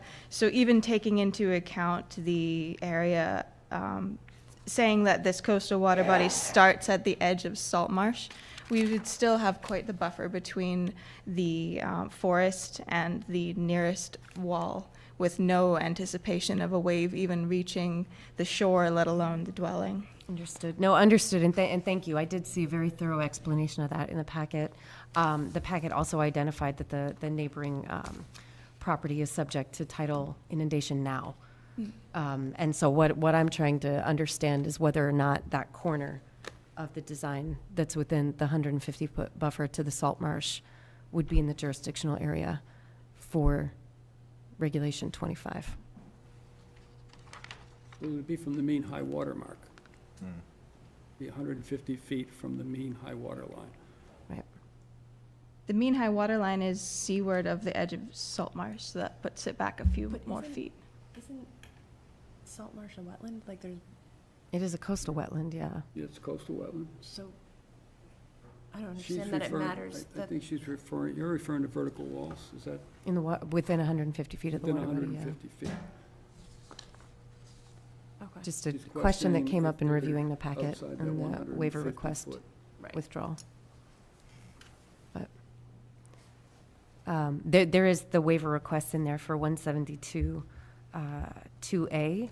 And just for the benefit of the community and the applicant, the folks in the room, I'm happy to read that. In Regulation 25, land subject to coastal storm flowage, Regulation 2A says all efforts should be made to avoid altering naturally vegetated areas within land subject to coastal storm flowage. Where alterations or construction impact naturally vegetated areas, the following performance standards shall apply. Failure to meet these performance standards shall cause the commission to presume that unacceptable and significant effects will be exacted upon the wetland values protected by Chapter 172 of the Mashpee Code. And then I think what we're talking about for the existing waiver requirement is subsection A that says, if the commission finds that home construction would alter 500 or more square feet of naturally vegetated areas, compensatory plantings equal to the area of the footprint of the proposed construction may be required. Said compensatory planting would have to be described, shown on the plan, acceptable to the commission, and would be subject to the commission's approval. And just to harken back, I think we have 23,000 square feet of natural vegetation that's being disturbed. So that's, by my calculations, about 46 times the limit that would trigger this to be an application. So the waiver request that was submitted very clearly identifies that this is an issue, pretty substantial one, that cannot be met on the property. Right. Right. So we can't replace 23,000 square feet of vegetation on the property with the construction as it is, so. May I comment on that? Dave Crispin here. Sure, Dave. Good evening. I've studied the bylaw quite closely here, and it uses the word footprint. All of your bylaws refer to footprints of structures, docks, or piers. It does not refer to the construction area. So in that case, we comply with this section bylaw by providing more landscaping than the footprint of the building. And that's quite simply where it is. As far as the 150-foot dimension, that is measured from mean high water. Salt marsh stops landward, or is landward of that mean high water mark. So I'm not sure where you're getting that definition of a salt marsh being a coastal water body, because it's not. The language does say water body, not wetland. That was my confusion. It's not a confusion, that's the truth. That's all I've got, Paul. Okay. Yeah. So are you all set? I'm good, thank you. Okay. Other questions from commissioners? Yeah, I have a Steve. couple of questions. So, back in June, one of my concerns was about adding fill. So I see you pulled back some of the fill, but there's still a lot of fill here. So why does the fill need to come all the way back around both sides of the house to the rear from the front? We're using that to grade up around the house. We're not raising the first floor level of the home itself. And that's what that law entails, is what you're referring to, is raising the level out of the wetlands. We're not doing that. The level is staying the same. We're going off of the existing grade. Correct. So why do you need to bring we're fill? We're allowed to fill around the foundation to just grade the area. There's no need to bring fill. I probably understand you need fill for the septic system out in the front yard, based on the cross-section, but why do you need to carry the fill all the way around the side and bring it around to the rear of the house? The continuation of the grading has to do with revisions following the moving the septic system. This is an improvement of what was shown before. This grade is as gradual as it can be, which is of a benefit to the site, because we want to be able to have a more gentle runoff, which reduces erosion and allows more time for infiltration within the property. So this grading is just extended so that we don't end up with a slope that's so steep that it would cause erosion or reduce the ability of Well, you don't have to do that. You can carry you can bring the grade down to this corner here. You don't need to carry it all the way down. It's right up against the 75-foot buffer to the BVW on this side. You know, and it's close, and you're bringing it all the way around the back on the other side underneath the decks. So I don't see why you need to bring fill around on that north side underneath the decks and on the south side that far. You can bring them into the corners of the building or a third of the way back into the building. And that's in the regulations of not adding fill. So. Actually, if I may comment on that, the regulation does not say you can't add fill. It has a number of provisions about what happens if fill is added. And the letter that I put together basically responded to all of those point by point. I don't think we need to go through it tonight because there's like 15 points on that. But the addition of the fill does not impact land subject to coastal storm flowage, in my opinion. Well, you have fill right up against the 75-foot buffer, and you haven't provided a valid reason why you need to bring fill all the way back around both sides of the house. I understand in the front for the septic system, but not on not on the rear of the house.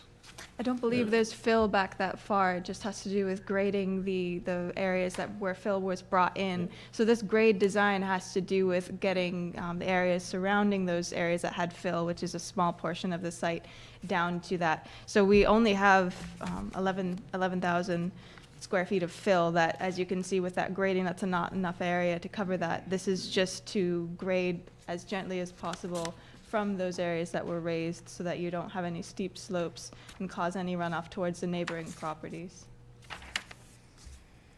Yeah, I just think that's, you've gone too far with the fill. I understand your reason. You got elevation 9, the corner house, you're bringing 9, 7, 8, you know, all the way around to the back side of the house, so I have that concern. Then the other concern I have is you're showing a cross-section of concrete block tree well, but I don't see that noted on a plan anywhere. That's in the front, sort of within the horseshoe driveway. You can see sort of a oval shape Oh, okay. with a pointed out All tree right, well. so I missed that, so. That's the two trees within it.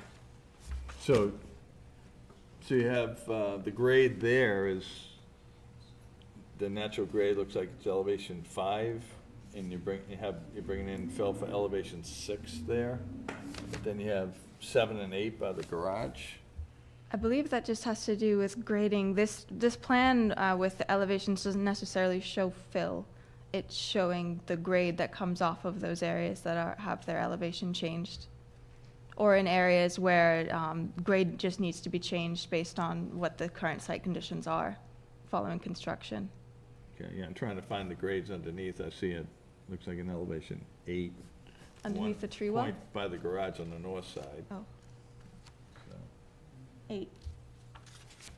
I'm not seeing, The existing, good evening, this is Brian Yurgation with BSC Group. The grade, the existing grade where the driveway, proposed driveway meets Daniels Island Road, that's the southerly driveway, is 9.5. That's the existing grade. existing grade, okay. All right, thank you. And it drops off quickly, so fill was needed so that the driveway is, passable and not a roller coaster. Okay. All right, thank you. Any other questions? Sandy, you all set? Yep. Alex? Yeah. Okay.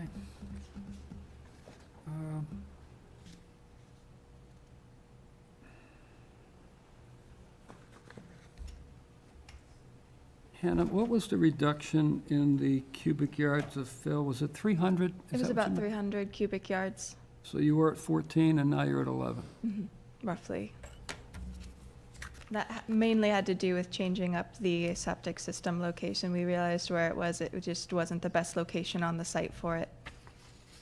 Right, but you mentioned in your presentation that the groundwater elevations, you had a new test pit, and you said you had the clearance? I don't believe it was on test pit.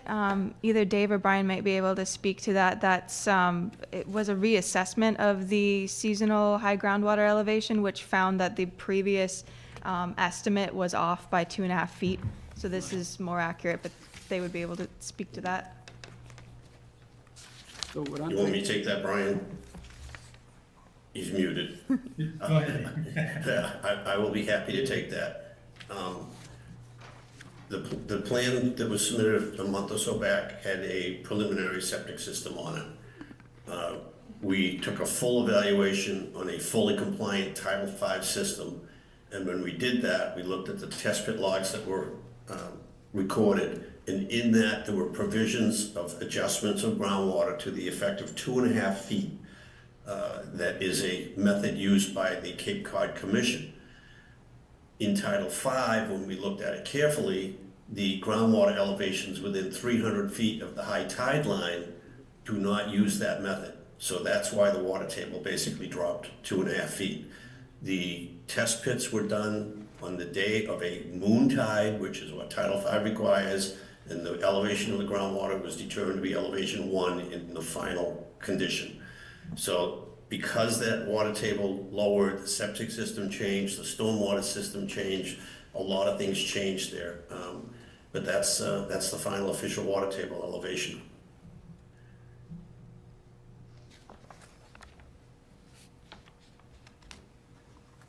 So does that account for the 300-yard reduction? That's part of the story. And in response to your comment about the fill around the buildings, part of that, as we looked at this thing in a final form, was physical access to the back of the building. Without that even constructing it, you need about 10 or 15 feet around a building to build it. So that part of that grading was to allow equipment back and forth to the back of the building, and in the future, even people to carry a kayak or something to the back, to have a grade that was passable instead of not passable. So that's why the number's reduced.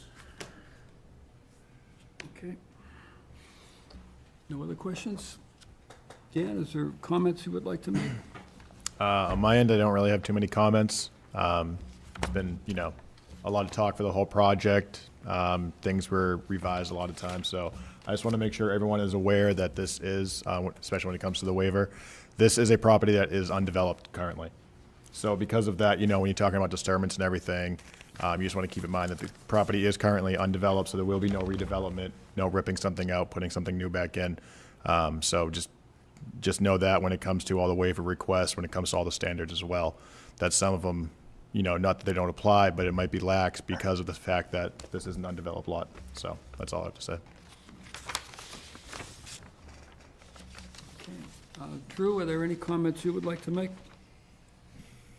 Yeah, I completely understand what Sarah had cited from the regulations as far as that 500 square feet trigger, for a waiver request.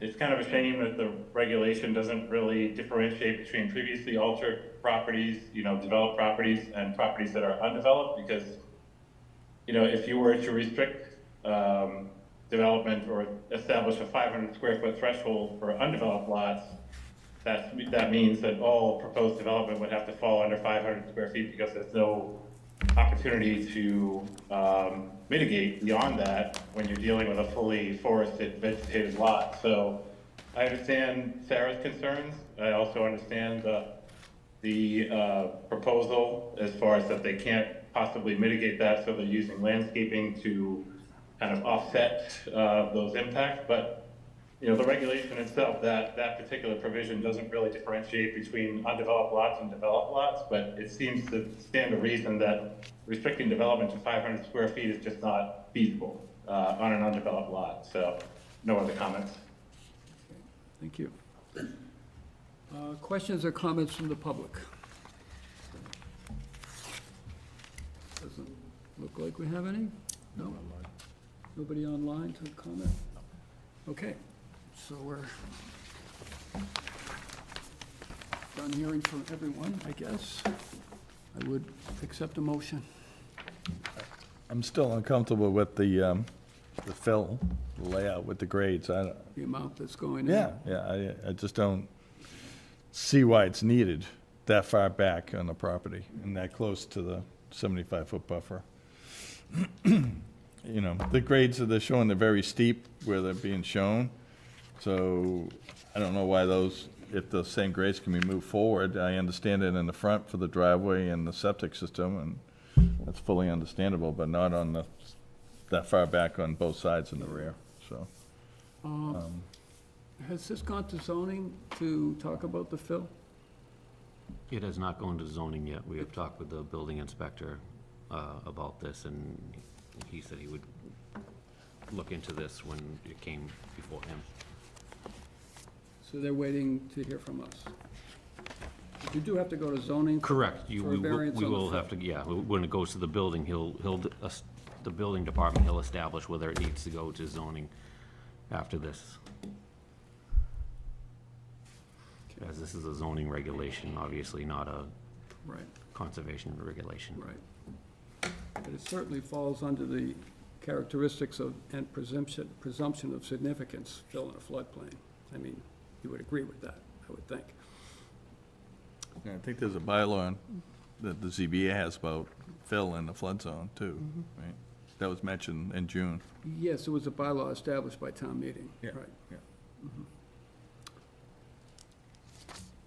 Okay. I have one other question that is not fully related to what we were just talking about. It's kind of maybe opening something else back up, but the area within 50 feet, it's closer than that. It's like within 25 feet at the top of the coastal bank, where the 6 saplings are being planted. The other area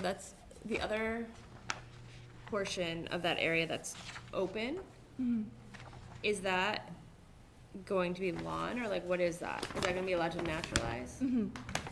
No proposal of impacts. I believe that area there's two different survey efforts, and one revealed the edge of canopy, and the other one was sort of targeting the area within where stumps were found. Right. So that was 6 stumps, and the idea is to place the 6 saplings within that general cleared area. I think there could be, so that canopy edge has to do with the tree canopy and not necessarily with the shrub. So I think there's a portion of that area that is shrubby. So that area that is highlighted with that hatch mark is the area that's cleared enough for those saplings. Okay, but the rest of it will naturalize and close Yep. in, so that Yep. whole thing will be a Completely. buffer. No lawn. Okay. Thank you. So I'm still waiting for a motion.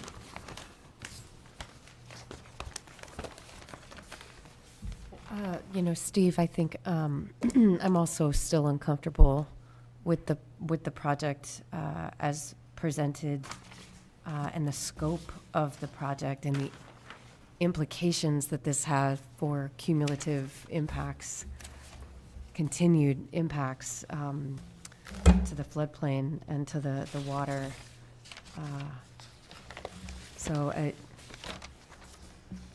And if this is the smallest scope we can see at this time, my sense would be to make a motion to deny the project without prejudice. I might offer something before the commission makes a motion. So there is a potential for off-site mitigation. I understand that this is a naturally vegetated lot, and off-site mitigation isn't necessarily the same as replacing what's lost on this site.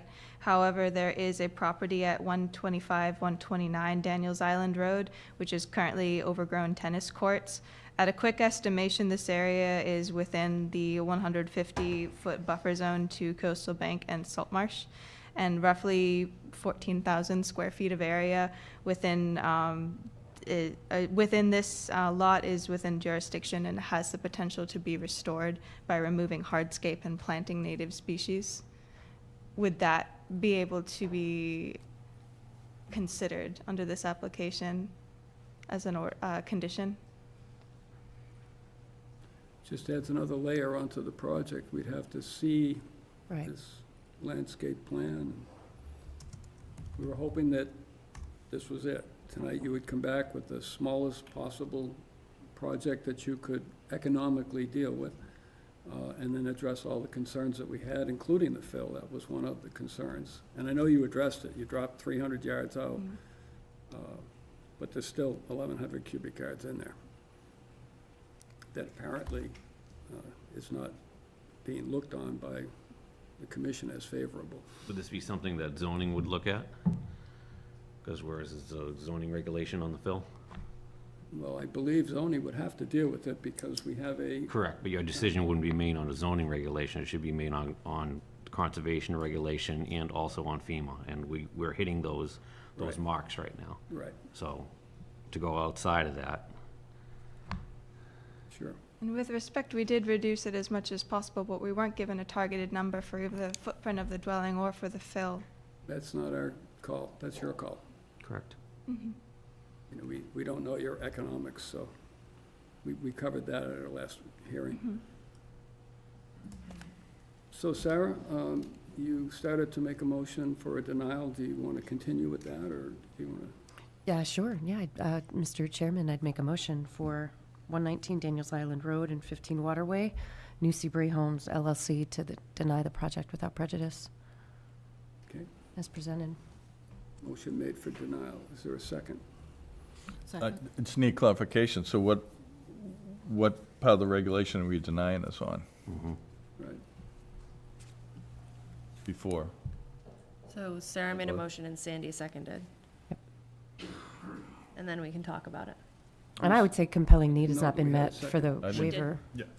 She did. Okay, I didn't hear that the either, waiver so- request So the motion is submitted. made and seconded, Yeah. so Okay. now we're up for deliberation. So Steve, you're asking for the Yeah, the, regulation. yeah, so what part of the regulation we're going to deny this on? And the issue that I'm concerned about is the amount of fill. if the amount of fill was pulled back, I would vote in favor of this project because of, everything that they've done, and they've answered all the questions except the amount of fill. So I just want to know if you're gonna, you made a motion to deny it, but what part of the regulation? Because we have to back that 2A. up. Yeah, 25-2A, the compensatory plantings. I Regulation? don't feel like compelling need has been established So regulation for us 25? to relax the regulatory, Which, framework. which section? 2A, 2A. isn't it? 25-2A? 2A. Yep. 25, 2A. So essentially, we're not granting the waiver request for relief. Right. And the compelling need again here is not, So that's for plantings. right, well, this is the impact of disturbance to naturally occurring vegetation on the resource area, which is our purview, not the size of the house or the economics of the project. Right. But 2A says if you alter more than 500 square feet, compensatory, I can't say the word correct, plantings, which they've provided, planted. No, they submitted a waiver request for Waiver relief request from for this. plant- Yeah, okay, there's so you're no way saying on the that- site to do it. It's 46 times that 500 square feet. So even if we did delineate with a regulatory trigger for new construction, this is still about 23,000 square feet. But as Dave Chrisman said, it's a footprint, not of. Yeah, that's what I the was concerned, disturbed is area. footprint, Yeah. not 'Cause that total would be disturbance. That's impossible for somebody to build a I understand. I house think and we're in our replenish it. deliberation, so is this Right. point of order? Yeah. Yeah. Okay. Yep. So you're saying is footprint, I'm saying that the degradation to the resource area is not worth the disturbance of the new construction. And I believe that to be backed up by Regulation 25. So that's the basis of my motion. But I will defer to my fellow commissioners on whether or not they agree. so saying that there's 6,311 square feet of structure in this proposed. And amount of plantings, area-wise, Really, they're just basically planting what they disturb. yeah. There is no pre-existing disturbance.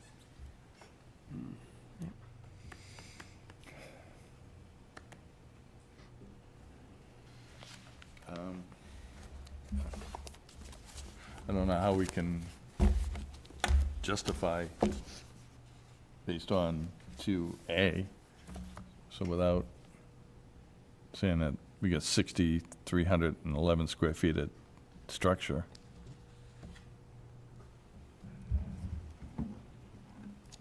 Sixty-three. Say, well, okay, what's a planting? Right, but if they came back with, if we were to deny it, and if they were to come forward with a project showing the mitigation off-site, replacing the vegetation disturbed and removed for the construction of a home, and then providing mitigation potentially off-site, that could be a way to get around this.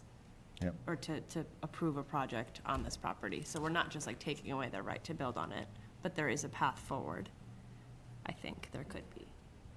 It's possible. At 125 and 121, is it? 125, what is it, 14,000 square feet area, you said?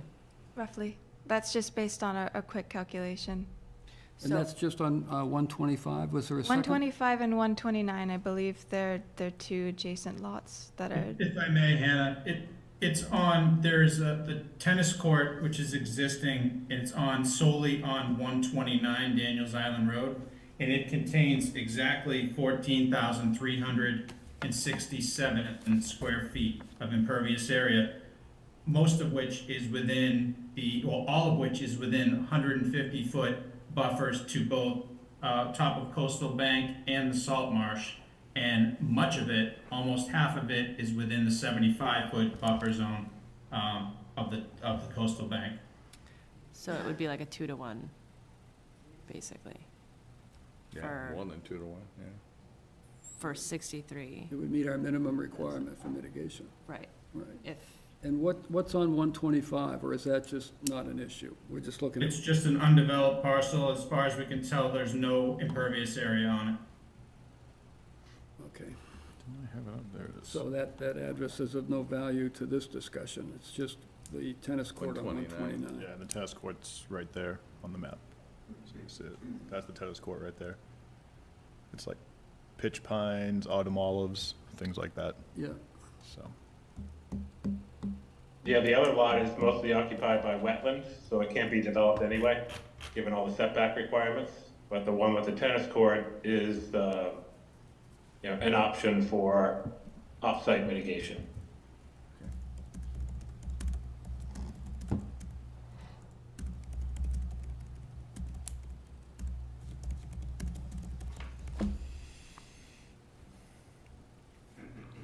well, we have two choices.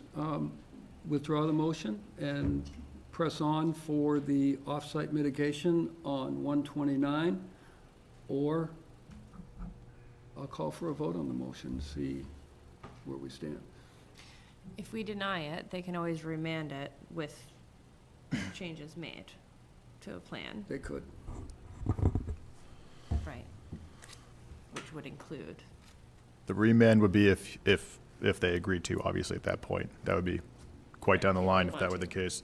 But also keep in mind with regulation 2A, if they have a naturally vegetated buffer strip that is 20% or more of the property lot, and the property lot itself is 30% or more naturally vegetated, then 2A is waived. It'll be the commission's dictation if they want to waive it, so I don't know the numbers on it, but if the numbers do come out to 30% of the lot at natural vegetation and 20% of the lot a connected naturally vegetated buffer strip, then the commission can have the choice to waive it at that point, even without a waiver applied. It states that in the regulations. Also, just as a suggestion, if the commission, obviously you have a motion or a second on the table, and it requires a vote if it's not retracted, but, in the interest of moving forward, it would make more sense if, and I understand this has been continued multiple times, but if the commission felt that offsite mitigation was a viable option and something they would desire, a continuance would be, a more efficient way of moving forward with this, as opposed to a denial where they could appeal. You'd have to go through the remand if an appeal was submitted. So it's just a more expedient way to get through this if the commission found that off-site mitigation was acceptable, or could be acceptable. Okay.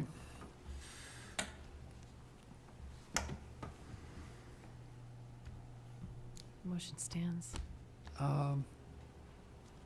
Would you like me to go ahead with the roll call vote, Sarah, or do you want to Yeah, let's retract? vote on it. Let's do it. Vote on it? Okay. Yeah. Alex, yes to deny. yes for the denial. Steve? I'm a no. I go with what Drew said on a continuance and try to work this out. Okay. Yeah. Sarah? Yes. Sandy? Yes. And I vote yes as well. Motion is denied without prejudice.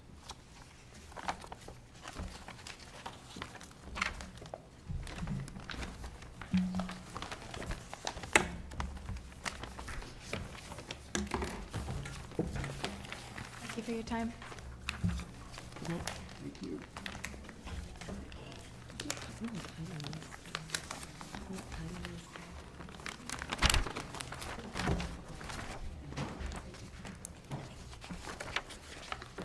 Now calling the 642 hearing for 15 Childs Road, Martin J. Riley, proposed raise of existing dwelling and shed, replaced with ground-level garage with one-bedroom dwelling above. Title 5, IA septic system upgrade and mitigation plantings. The representative is BSS Design, and this is a notice of intent, DEP file number 433309.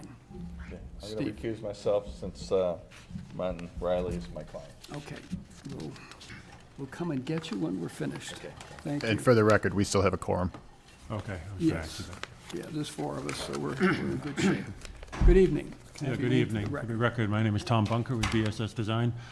My firm prepared these plans and filed a notice for Marty Riley and Julie Silva. This lot is floodplain zone only. It's a small lot, 4,000 square feet. If you look under the existing conditions, it is outside the 150 feet from salt marsh and outside the 150 feet from the coastal bank. But as mentioned, it is in the resource area of flood zone. It is also, this flood zone is AE elevation 11, but it is not within the moderate wave, the area of moderate wave activity. So you have this existing house, a one-bedroom house, fit on the lot there with no, probably just a cesspool, no IA, no stormwater control structures on it, and it covers 770 square feet. If you've been there, you see there's basically there's no natural vegetation. There's some grass and yucca plants out there, so there's no natural vegetation to preserve on this lot. The proposal is to put up another, basically it's a one-bedroom house, but it sits atop of a garage, and the garage is extra high because the owners want to put a boat on, back a boat on a trailer into it. That's why there's a long flight of stairs going up to the upper floor there. But it does not exceed the height limitation by zoning. The septic system will be an IA treatment in the front yard. It's designed for, the minimum allowed design by Title V is 2-bedroom, but this is a 1-bedroom house, and will only be used as such. So in Regulation 25, so we have a little bit of, there's mitigation calculations here, which is, the building is getting only 29 square feet larger, requiring 58 square feet of mitigation planting, but we do have a natural shrub area 6 feet by 40 feet across the width of the back of the lot, 240 square feet, which is 182 square feet more than the mitigation requirement. And we also have 4 eastern red cedars planted along the western lot line of this property as a screening between this property and the property to the west. So being a garage, the slab, well, the slab is, I was gonna say that even a house could have it in the flood zone, but this is, the slab is in the flood zone, or just barely in the flood zone, or actually just above the flood zone, I mean. But I think I'll have to check it, but I think the building department will require flood openings in it because it's less than 1 foot higher than the flood zone. But I feel that this, is replacing one small structure with another small structure. The shed is going to be removed and not replaced.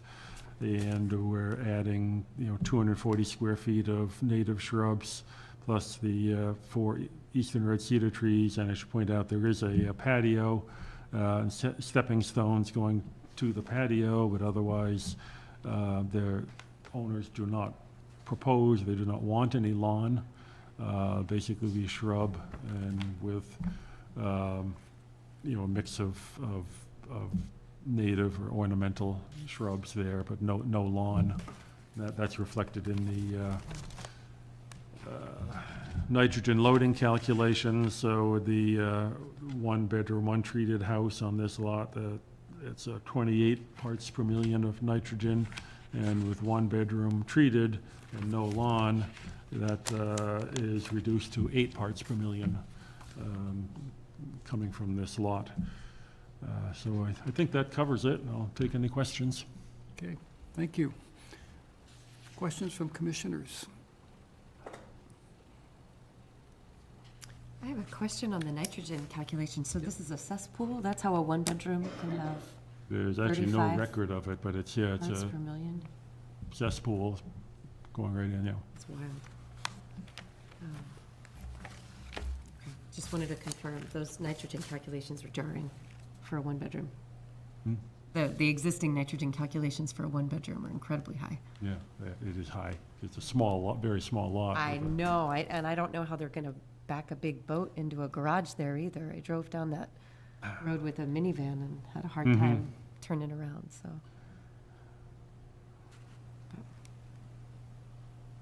Oh, they can do it. Not my problem. I could do it, so. That's not one of my problems to figure out. People learn how to drive the trailers in Yeah. tight spots. Any other questions? That's all I had. Sandy, questions? No. No? Alex? Tom, I know you've mentioned in the narrative, and I see it here in the comments, that the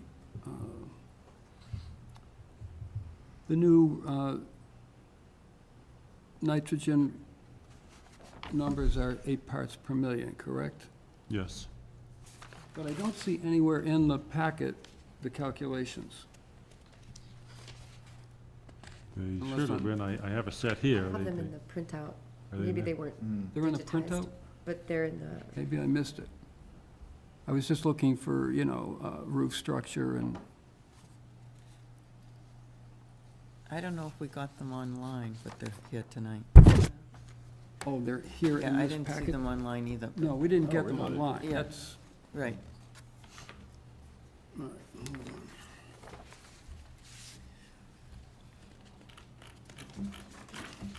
Okay, I see them now.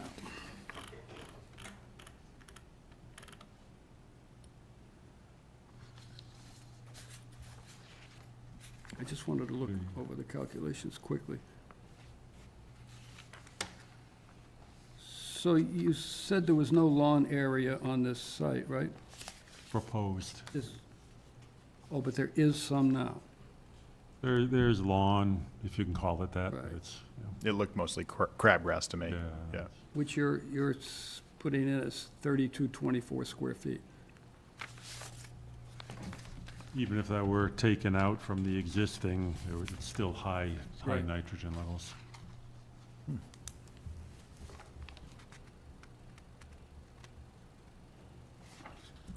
392 recharge, nothing. Okay.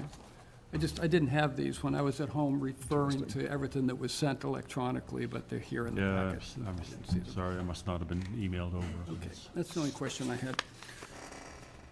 Dan?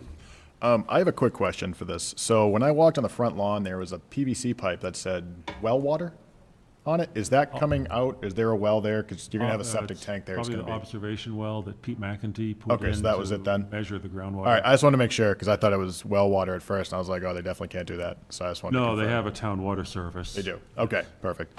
No, other than that, this project, it will be a benefit. Obviously, the house needs to be updated. Cesspool, huge issue there. So this is a big benefit to the resource area as well. The big thing for me is they're adding mitigation plantings in the back. So they will have some vegetation on site. I know they may not want to take care of grass, but Yeah. at least the natives will grow on their own. So that's for certain. Okay. And just to follow up quick, Tom, I read it's going to be deeded as a one-bedroom, but you couldn't design a system for a one-bedroom, had to be designed for two? That's correct. In Title V, we actually got caught on this in Falmouth. We designed for a one-bedroom in Falmouth Heights, and Mass DEP told the Falmouth health agent that they were not allowed to grant a variance to one bedroom. So we Single bedroom. have to make a two-bedroom design, even though it's just a one-bedroom house. So this will be deeded as a single bedroom. So down the road, It has- if if the it- property's sold, they won't be able to go to two. If it's less, what Title V says, if anything less than 3 bedrooms must have a covenant limiting it to the number of bedrooms. Okay. Yes, so that was a Title V requirement. Don't see it very often, that's why I'm asking the questions. Right, no, I know on the other one, it's Yeah. not a one-bedroom house. Okay, Drew, did you have any comments?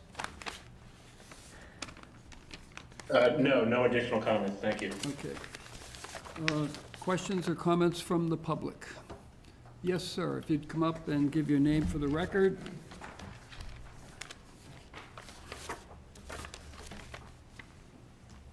Yes, hi. My name is Richard Jackma, and my wife and I live at 231 Monomuscoy Road, which is on the corner of Childs Road, in the house that my parents retired to in 1982. Prior to that, we had a cottage my father built in 1955 at 11 Childs Road, right next to this property. We've just a few concerns. The Childs Road is a dirt road. Most in the houses there are small, began cottages, as I said, back in the 50s. We're concerned about the height. I hear it fits between under zoning, but a 16-foot garage with something on top of it doesn't seem to fit into that neighborhood. We're in the process of having a 400-square-foot addition put onto the back of our property. We have a 14,000-square-foot yard, and we're amazed at the number of trucks that have been back there. There could be 5 or 6 at any one time. We don't know where construction vehicles are going to fit on a 4,000-square-foot property. And the road itself, we've seen, concrete mixers, huge flatbeds, bulldozers. I don't know where they're how they're going to maneuver or even turn into that lot.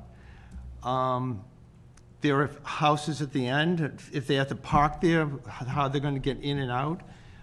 And the other thing that concerns us is where the fill is going to go. We saw what came out of ours, and we, put all the wattling around and everything to stop runoff. But this lot is a small lot, and we just don't know how everything's going to be maneuvered in that small space. Mm-hmm. Okay. Thank you. Thank you. Thanks. Anyone else that would like to comment? No? Nobody online, Dan, to comment? No. Okay. Yes, Tom. Just reply, Giuseppe. I think it's going to Board of Appeals. Right. And so, as you mentioned, the height issue, That's not our yours, concern. it's a zoning issue. So I'm not sure of the date, in October, it'll be at the Board of Appeals for people to express those concerns. Yep. Okay. I would accept a motion. I'll make a motion to close an issue for 15 Childs Road. Second. Any particular motion made and seconded by Sandy? Deliberation by commissioners? Any specific conditions that you want to attach to this, or just use the boilerplate materials that we have? I think boilerplate is sufficient. I'm happy that a cesspool is going out. Boilerplate, and I would recommend a 1 or 2 year monitoring and maintenance for the mitigation. Okay. Yeah, we can add the monitoring and maintenance. Yeah. And do we have to condition the recording of the one-bedroom situation or not? Don't think we do, but I thought I'd I don't ask. believe so. And you said with with DEP, they're going to have a covenant to stay for a 1-bedroom. Well, it's a Board of Health. So it'd be BOH? Health Department issue, but I think. Okay. I know when probably for occupancy, at least, I think that would be required. All right. I know when I talked to Board of Health today, they said there was they would have to go before the Board of Health, obviously. They didn't mention anything of that, but they did say whatever they have now is what they got. They just mentioned that briefly, so that might have been what they were mentioning. So I'm not too sure. We wouldn't need to include that. Okay.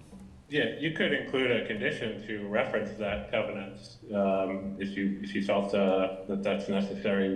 We can certainly put that into an order of conditions.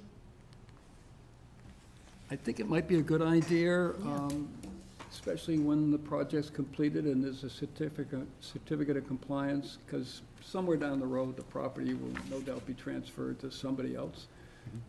And at least we would have the record of that. Yeah. as part of this hearing. Okay, so we can add a condition to reference Yeah, the one-bedroom stipulation. okay. So the motion then is close an issue, 2-year mitigation requirement, monitoring, or 1 year?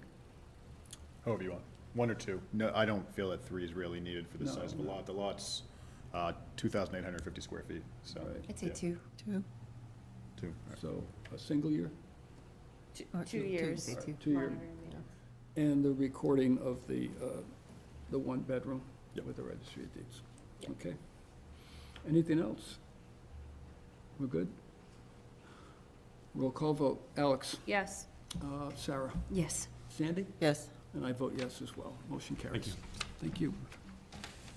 Sandy, would you tell Tom he can come back in if he's behaving?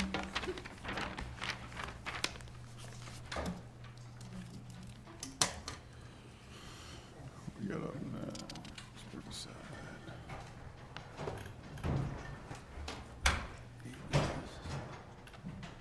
Okay, now calling the 6:45 hearing for 25 Riverside Road. Carrie Oliver, proposed raise of one of the existing single-family dwellings and construction of a new single-family dwelling with decrease in overall footprint, septic system upgrade, and associated appurtenances.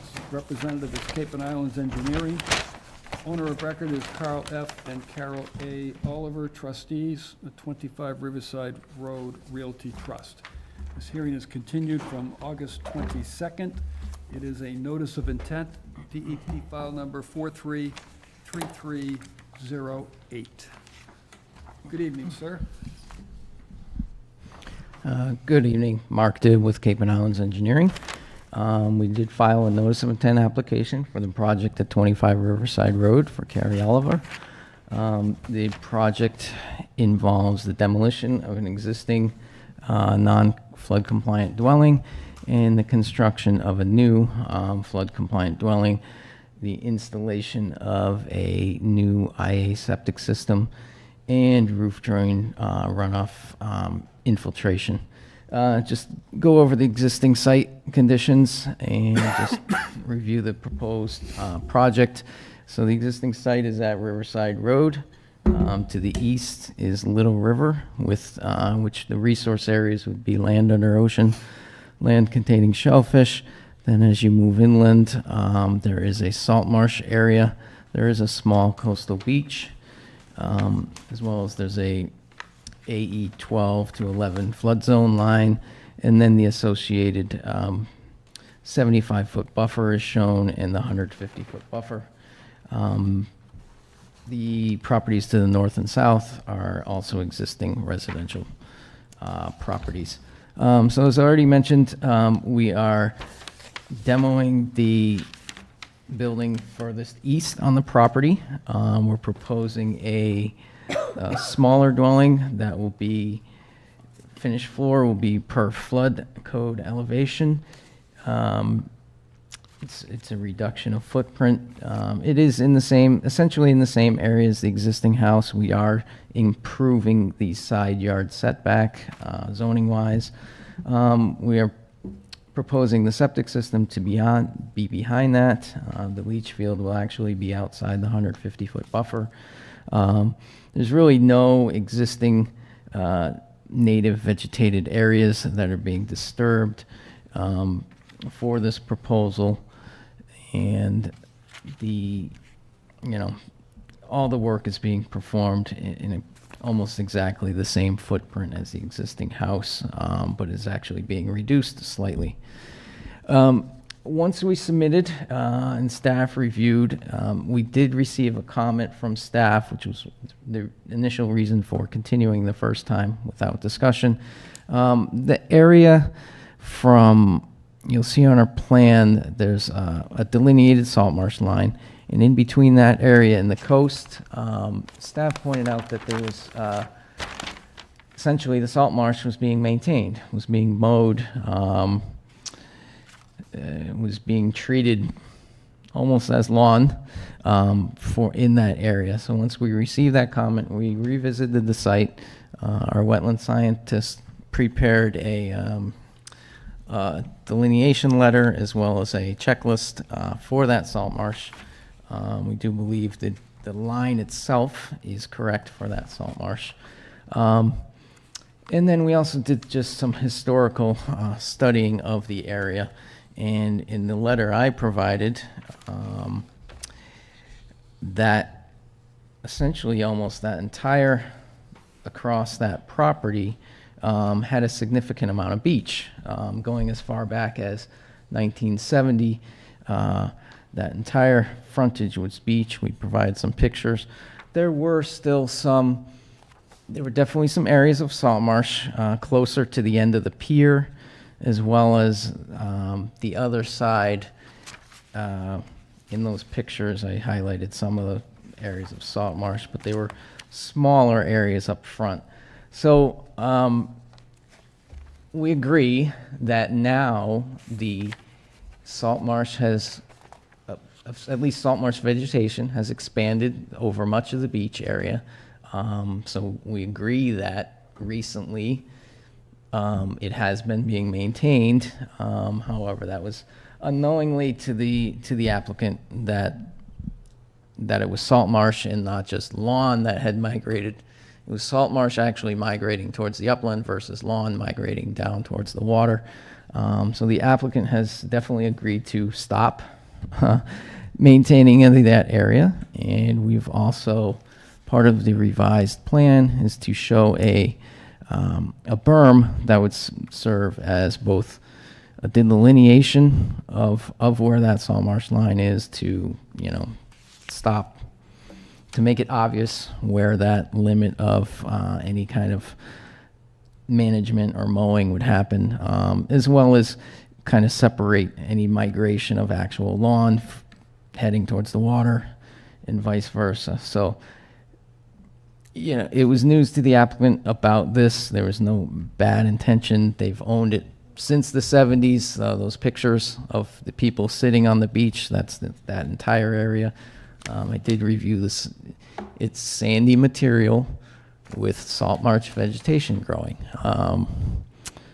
So, we've proposed that berm to kind of identify that area for the future and let that allow to grow back in even better as the seasons go on. So, based on a reduction of footprint, bringing this house up to flood compliancy, IA system, the implementation of this berm to help stop that ongoing maintenance. We do believe it's meets the performance standards of both the town and the Wetland Protection Act. I'd be happy to answer any questions. Thank you. Questions from commissioners? I just have more of a comment. I find it interesting that the wetland scientist for Cape and Islands referred to the salt marsh as encroaching on the lawn. I don't know that a salt marsh can encroach, maybe like reclaim a little bit, but I just find that interesting choice of language. Encroaching on the lawn. Yeah. I want to comment on the berm proposal. I'm a little, first of all, I'm very concerned about having a berm there because that will prevent the salt marsh from migrating inland. Yeah. A salt marsh should be encroaching on a lawn, especially if we have rising sea levels. So I find it hard to believe that somebody who's been there for that length of time doesn't know where that delineation is. So the idea of having a berm constructed to prevent somebody from mowing further in, I think they should just understand what the salt marsh is, respect it, and let it migrate inland, because eventually that's what it's going to do. So I'm not on board with any kind of a berm that's going to be placed here for any reason. But that's just my input. Other questions or comments? I would just echo that. I think we can expect this to continue with rising sea levels, and we don't want to hinder migration on one parcel or impact how that's going to translate to migration on adjacent parcels. I also see a comment here from Drew about whether or not hydric soils were evaluated or whether it was just based on wetland vegetation to confirm the delineation. for the wetland. So if you have any information on methodology there, that would be great. Yeah, so it was, this DEP, I believe, salt marsh delineation checklist was used, and it actually does not consider hydric soils. I mean, just the fact that salt marshes are from essentially high tide line down, it implies hydric soils. You know, it's hydric soils, but it's beach sand. I dug it myself, a small little 2-foot deep hole, and it was beach sand the whole way. So, you know, the fact that this salt marsh vegetation is growing, it means it's somewhere in that range of the high tide line.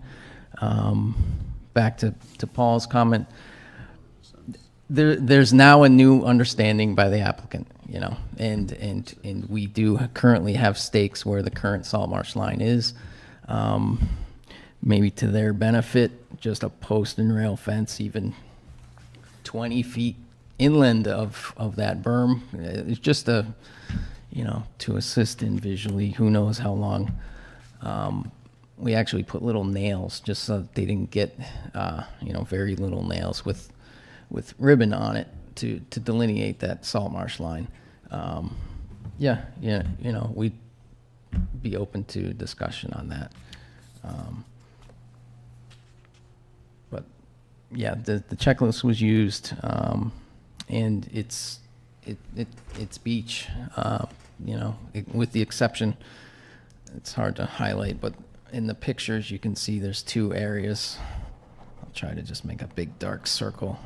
There's definitely more of the salt marsh type soils you'd see in here and here, but this whole area going back to, well, we documented the 70s probably before that, prior to the Wetlands Protection Act. It was a beach. They haven't requested to try to to remove all the salt marsh and put a beach back, so I think just, yeah, we'd be open to discussion on you know, removing this berm, just leaving what is staked there for their reference,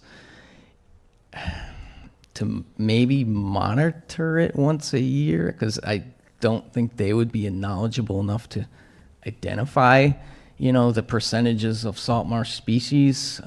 Could be a condition. You know, if it is creeping in, I don't know if the homeowner themselves could make that, you know, observation. But I'd be happy to answer any other questions.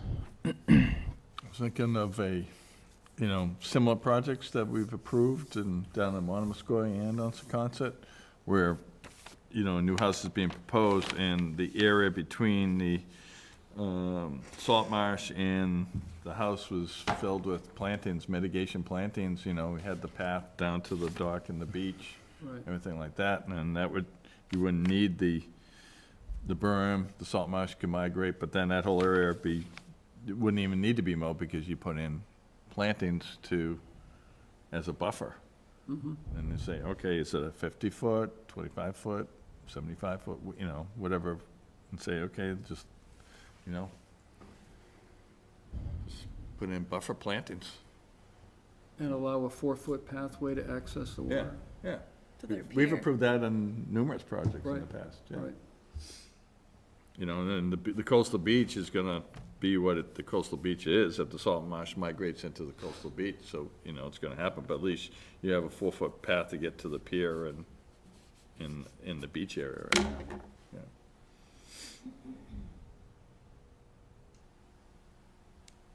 Good point. Anything else? We're good? Any other comments, Dan, that you would like to make? No, I have no more comments, just as long as the salt marsh is taken care of. That's all. Drew? I think there should be a redelineation of the salt marsh, based on site visits from Dan and myself. And I know that Mark had said he dug a test pit, but there has to be, you know, a few test pits dug to evaluate hydric soils. It can't just be one. And I don't know if that was documented in the DEP form for delineating wetlands, but I think based on the site conditions, it looks like there are hydric soils further landward than where the edge of salt marsh is delineated, and I think that should be redelineated using hydric soils as an indicator. Just so we have that delineation correct, accurate. Okay, Paul, could I ask a follow-up question? sure. I'm sorry, Mark, I don't see it in the packet. Why are we rebuilding the house? It's, I don't have that exact answer, but it could be circa 1920s, you know, it's just, it's a non-flood compliant house. They're desiring to rebuild it, that's all. Same size? Yes, it's actually, I know the footprint's getting smaller, yeah, there's definitely first and second floor of the existing house, and this house will also have a first and second floor. Okay, thank you. Okay, no other questions or comments? I'll go to the public. Anyone like to question or comment? Nope, nobody else online, we're good. Okay. Do we want to condition a delineation of the salt marsh by hydric soil samples as part of a motion to approve, or how do you feel about moving forward with this? I'd like to see it first. Like to see it first. Yeah, absolutely. It's vital information, right? Yeah, I'd like to see if the applicant would go for a buffer mitigation plantings down there, you know, Planting plan. to, Yeah. you know, just take out the whole issue about mowing and let the salt marsh Berm and everything else. berm, yeah, just do that. Wouldn't, So delineate the salt marsh via hydric soil samples. Yep. I don't know how many we would need. It's not a long area between the boundaries of this. Every so many feet. Can't get it to stop. Okay. there we go. But It's well, usually a minimum of three test pits, so to speak, to indicate hydric soils. typically 10 feet apart. Are they 10 feet apart, Drew? Yeah, anywhere from like 10 to 12 feet apart, Yeah. typically. Just to get a range, based on the area. Okay. Go ahead, Mark. So we can definitely, we can request a continuance. We'll work with staff and make sure staff and Cape and Islands agree where the salt marsh line is. A question back to Steve. I mean, are we talking, so wherever we figure out the salt marsh line to be, are we talking a 10-foot strip? Or are we talking 75 feet buffer infill? I mean, there's nothing per your regulations and your tables, there's nothing actually triggering mitigation, just to stop someone from going beyond a line and making them plant 60 by 4,000 square feet of plantings doesn't, but we might be happy to do a 5 or 10 foot, natural buffer strip from wherever that final salt marsh line is. Yeah, Might be I'd something be happy that, with the 10 foot. It basically protects the salt marsh and protects the waterway, and nobody can misconstrue to mow Right. that area. It just, If it's That's like the some- shrubs that would naturally appear along a salt marsh. yeah, you can work with the Right. typical Get native plantings. native in there. plantings, yeah, that you guys, we do all the time. so that's something I would review with my client. Yeah.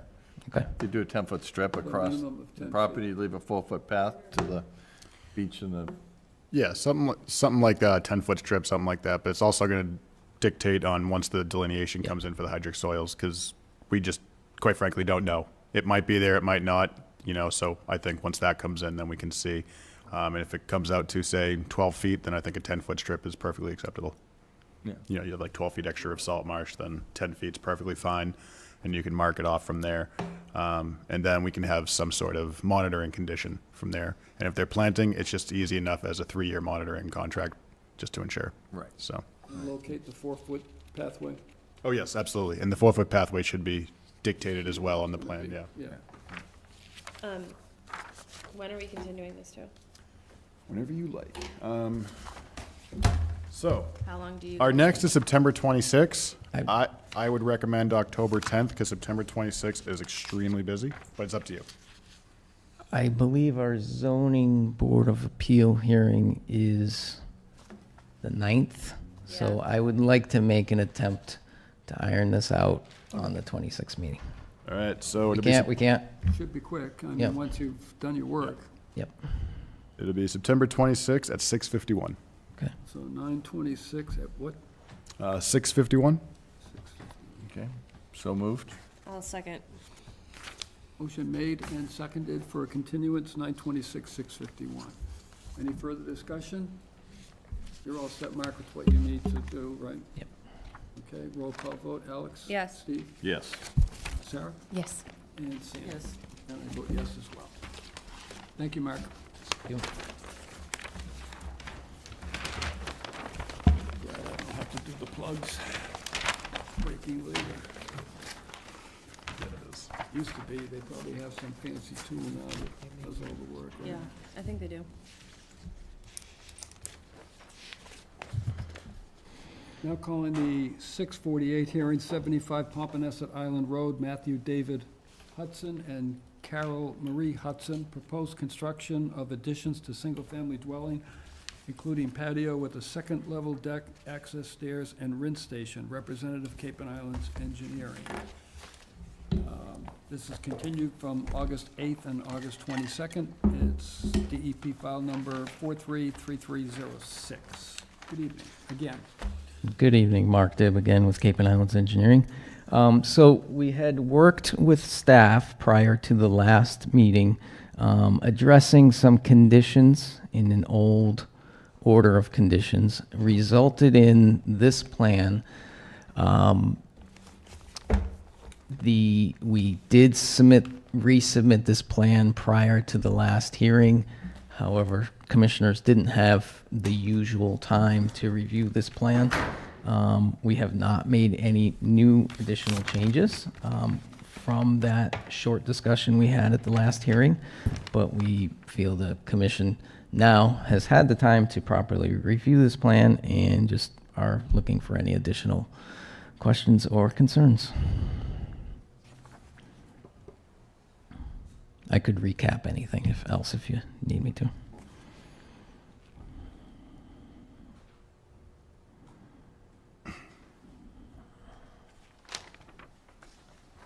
Okay, I'll go to the commissioners first, just reviewing this letter.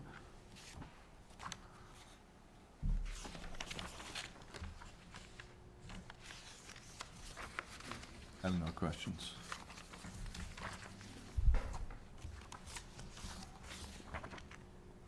I'm sorry, Steve, I didn't get that. I have no questions. No questions, okay. I have a question, Mark, and this is a general one. Feel free to draw from any of the elements of this project, but I guess my overall question is whether or not there are any alternatives that have been considered to just further reduce impervious surfaces and remain in that same footprint, and if the enclosed porch is really the compelling need and the primary request, is there a way to do that without any disturbance? I mean, from the initial submittal, I mean, we've already reduced the patio almost to half of what the original desired scope of the patio was. You know, we're down to providing enough access to get by from the driveway past the small enclosed screen porch over to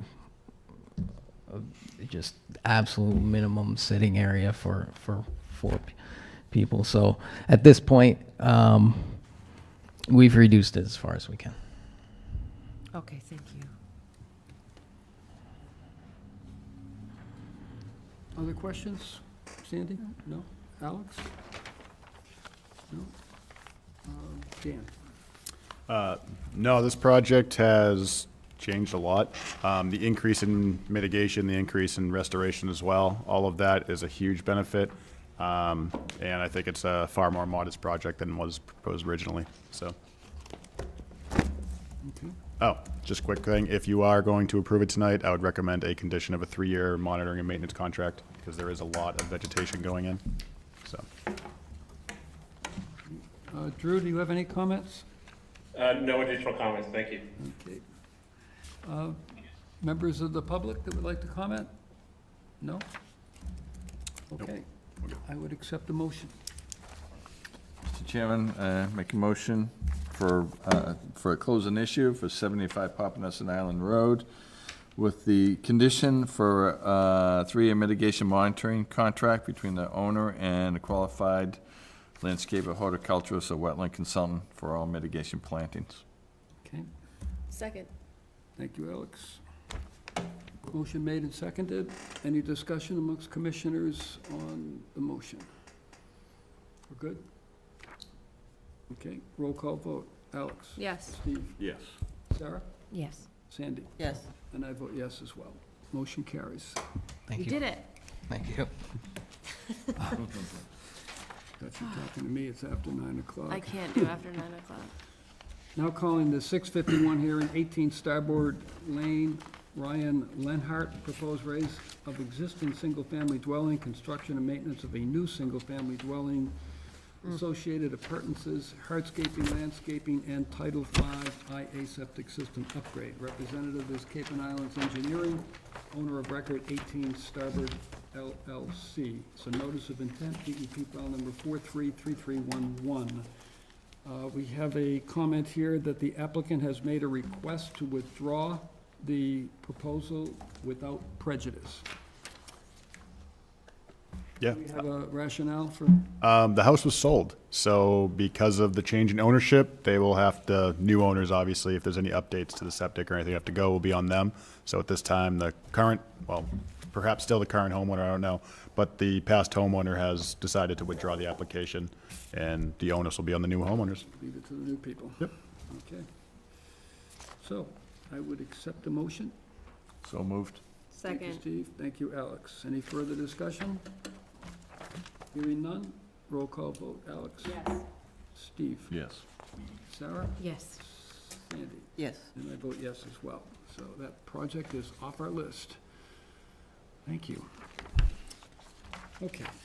Going to go back to the rest of our agenda items. The first one is to approve the minutes of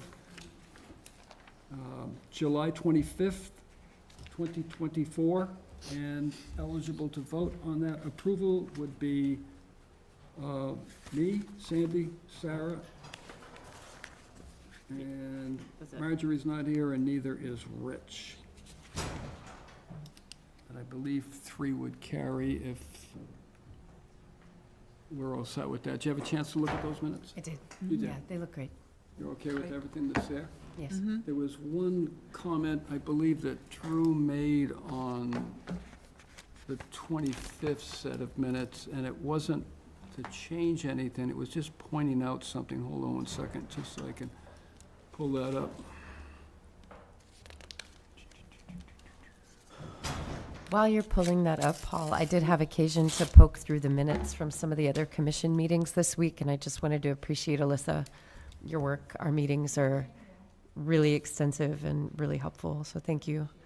Thank you for the work you do. It's not true across the board. So thank you. I thought it was on July 25th, but I'm not seeing it. Drew, can you help me out on that comment? Was it on July 25th minutes? I thought it was.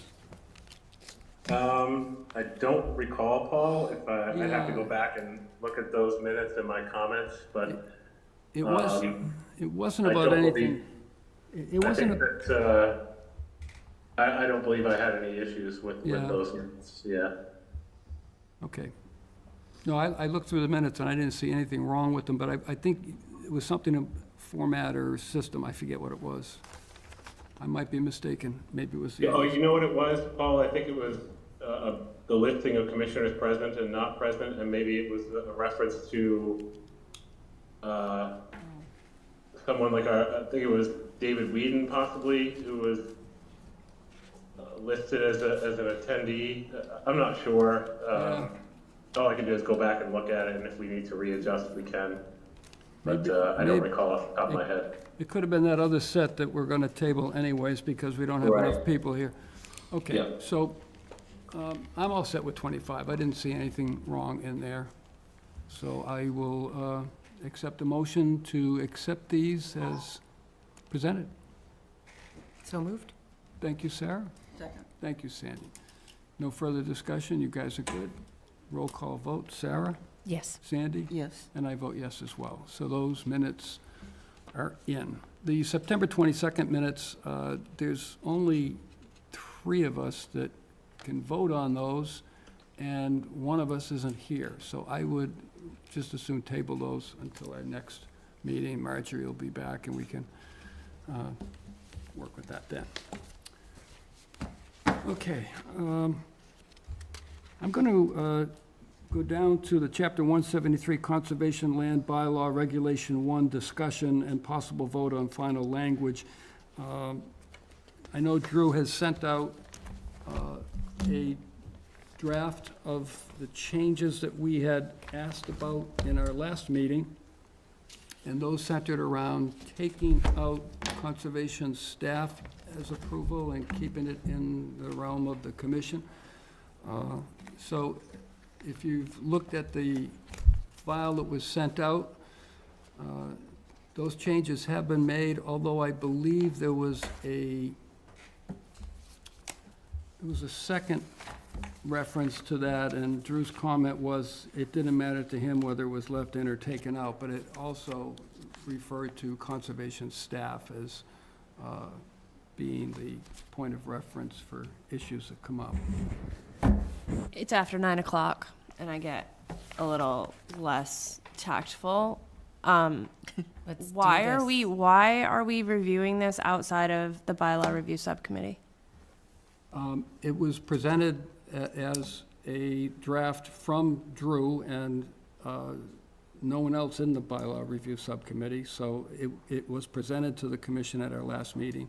They went through it and gave input.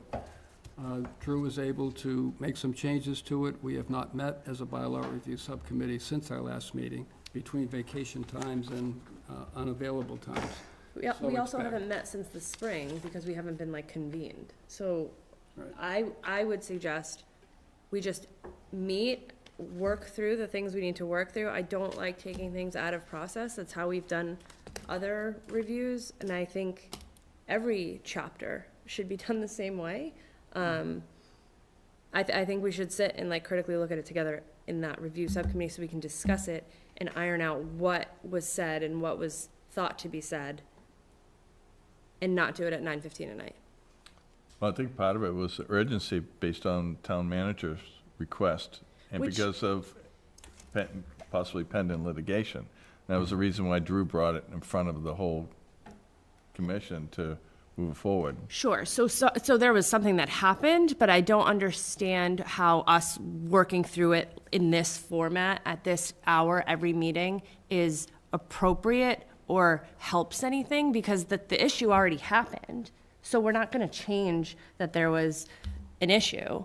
It's not going to change the litigation of that issue. At the time when the problem happened, it was what it was. I get that it'll help problems going forward, but I don't see how there's the right, this isn't our process. So I don't think we should do it this way.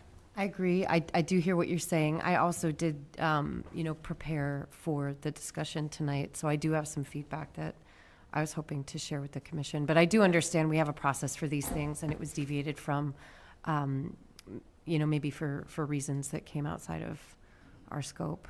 So I'll defer to you on how we move forward tonight, Paul. But I would like to hear what, you said you had something prepared. I do, yeah. So I had some comments. We had, and again, it was 10:30 at night the last time we discussed this. So there were a couple of things that were of import to me that I wanted to ensure we followed up on. Some of those revisions were made by Drew, and then some were not. And because of the timeline that we had to review them, I actually just made track changes and printed it out so you all could take a look at it, and I'm happy to send it out via email for all the folks that aren't here. Yeah. So if you'd like to take one, and I can just move very quickly. Luckily, Chapter 173 is 2 whole pages. Right. And I do have some extra copies here for anybody here to issue public comment on this as well. So Regulation 1, general provisions pertaining to prohibited activities on the Mashpee conservation lands. As Paul had mentioned, there was some language that was eliminated to ensure that the Conservation Commission retains the authority for adjudicating, yeah, you can take these. Thanks. Adjudicating what is permitted and what is allowable.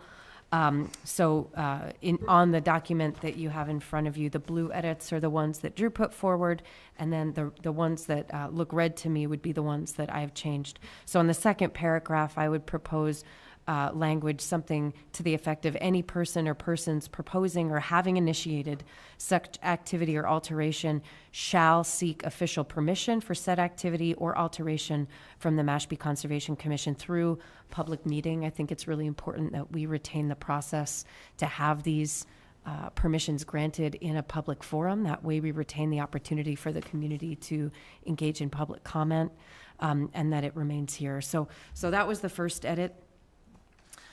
There was also a paragraph added for activities that may be allowed on conservation lands. I felt it was confusing and contradictory and unnecessary. So I would recommend that be omitted and we stick to our list of activities that are prohibited.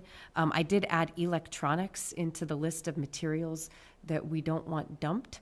That was discussed at the last meeting, but somehow didn't make it into this one. And that paragraph that I would recommend we delete was also the second instance, Paul, as you had mentioned, of the Conservation Department being equated to the commission in terms of enforcement authority or decision-making authority.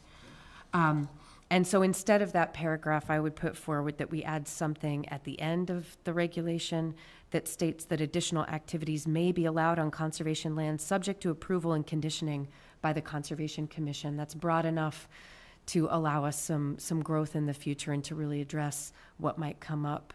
And then finally, one of the other issues that we talked about the last time this came up for meeting, I think it was our last hearing, was the inclusion of language here to recognize and acknowledge Aboriginal rights and access thereto.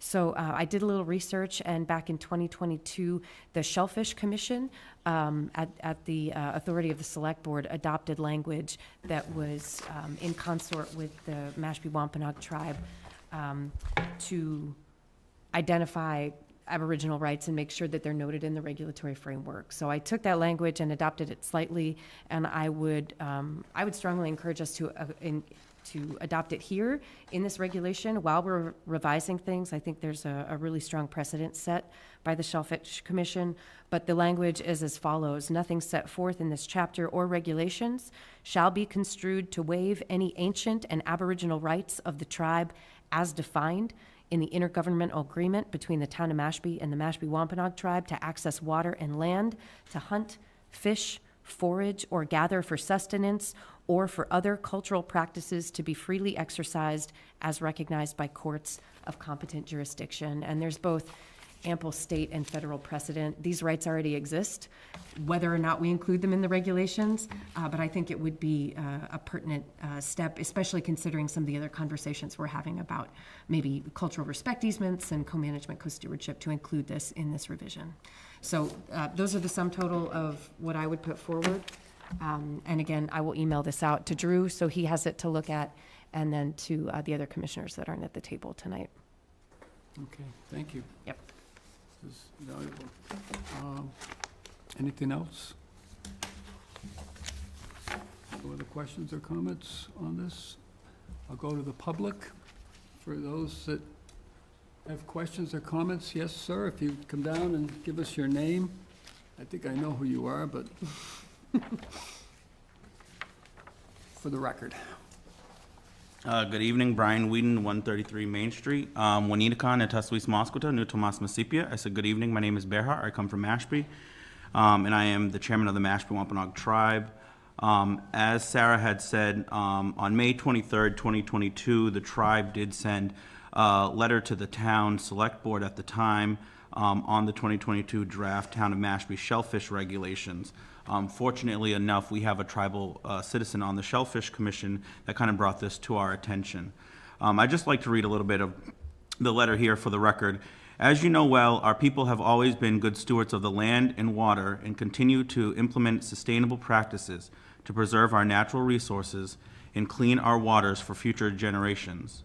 We, the Mashpee, hold inherent rights that include our rights to fish, harvest, forage, hunt, gather, and trap that we have never given up and have continued to exercise, as did our ancestors since time immemorial, as acknowledged by the Massachusetts Supreme Judicial Court in Commonwealth versus Maxim and Green. The case was settled in 1999. Our rights are integral to our Wampanoag way of life and critical to our efforts to preserve our culture, sustain our families, and our tribal community. Despite the Supreme Judicial Court's holdings, federal precedent, treaties, statutes, and executive actions in the Commonwealth to protect our ancient and Aboriginal ways, our people continue to face harassment and threats of enforcement actions by local and state officials daily. Because this issue is of the utmost importance to the tribe, we are requesting your support in these efforts. We still have considerable work to do to ensure that the tribe can exercise its sovereignty while working cooperatively and effectively with the town. Some of the language that we had proposed, I do have a draft that I can leave. We just wanted to add a section that said basically, nothing set forth in this chapter or regulation shall extend to deprive the free exercise of ancient and Aboriginal rights, including but not limited to fishing, harvesting, foraging, hunting, gathering, and trapping rights exercised by members of federally recognized Indian tribes, and or adding a section for ancient and Aboriginal rights with the same language. Nothing set forth in this chapter or regulation shall extend to deprive the free exercise of ancient and Aboriginal rights, including but not limited to fishing, harvesting, foraging, hunting, gathering, and trapping rights exercised by members of federally recognized Indian tribes. We feel this is important because even though there was an incident out there, and I understand we're going to amend or look at changing these bylaws, regulations, I feel like it should go through the proper process with reaching out, having those hearings, getting community feedback. I do believe that it is within the discretion of this particular commission to make these changes and bring the recommendations to the select board. I feel like because the Shellfish Commission has already done it, we can lead the way here in Mashpee and improve that relationship that we currently have between the town and the tribe. And I think that this is just something that will just help us as we continue to fight the state and other regulations that we enforce our Aboriginal rights right here in our very own backyard. We can lead, other regulations for other towns as we exercise our Aboriginal rights and enforce these rights. And I just wanted to read that for the record, and thank you all for all the work that you do. Thank you. Thank you, Brian. Brian, can I have a copy of? Great, thank you. Okay, anyone else that would like to speak? Yes. Mary Wagon, 35 Ashumet Road, but I am going to speak as the chair of the planning board. The planning board is the town's committee that looks at long-term planning goals and land use. We are still working on our local comprehensive plan, so I hope this statement of Aboriginal rights is brought forward when we get to that piece of the local comprehensive plan. I think that will be very, very important. I am the planning board's representative to the Charter Review Committee. We meet on Monday, the 16th. We were proposing a preamble to the charter and pieces throughout the charter that would increase the stated representation and acknowledgement, not an acknowledgement, but kind of like an effort to integrate the sovereign tribe with the town legally. We might not be able to do that as a committee. We might have to form an elected commission. But this Shellfish Commission, really did a great thing and is leading the way. I hope the Conservation Commission can do so also. I'll be bringing this before the planning board and hopefully keeping it an active issue with the charter review. So it's super important. So I appreciate that. Thank you. Anyone else that would like to comment? All set? I guess we're good. Okay, so we will bring all of this back to the bylaw review subcommittee and kind of mull this thing over, bring it back to the commission, and take it through the process that we've used for all other regulations that we've revised and eventually promulgated. That all sound agreeable to everyone? Sure. Great, thank you. I would just ask that I did send out an email to the members of the bylaw review subcommittee to schedule our next meeting. I only heard back from Sandy, so I would just respectfully ask that Paul, you and Alex give your availability.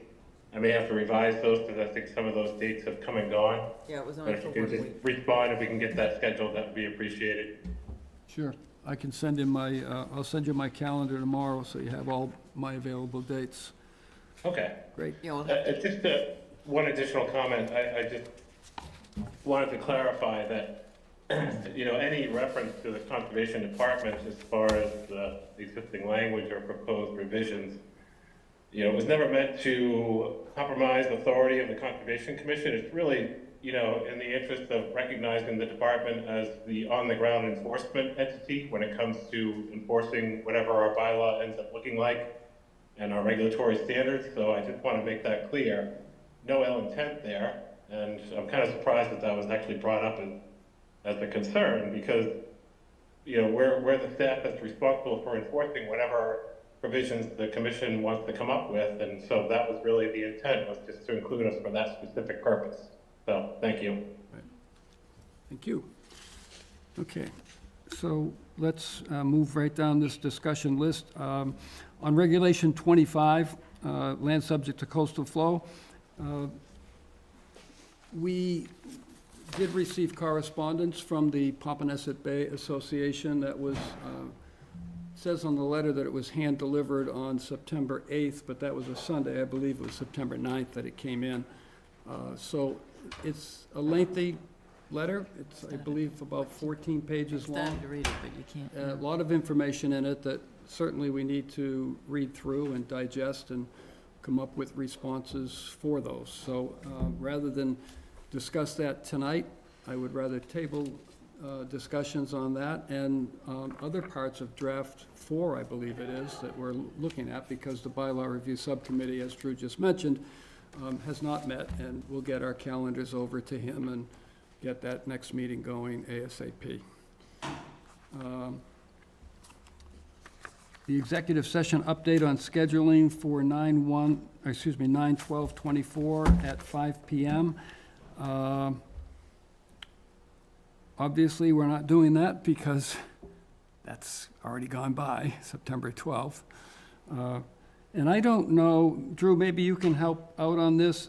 Have you had any further discussion from KP Law as to their availability for this meeting? So yes, they have confirmed that they're available for September 26th at 5:30 p.m. They feel that the start time of 5:30 is sufficient to allow before regular session convenes to have this discussion on the bylaw appeal for 425 Monomoskoye. Okay, so that's our next meeting then, 9/26, you said, correct? Correct, at 5:30 p.m. 5:30, all right. Yeah, and council will be appearing via Zoom. Yes. Okay.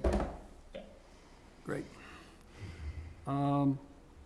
Our next item is the 2025 Conservation Meeting Schedule, frequency of meetings, start times, time limit on public comments, et cetera.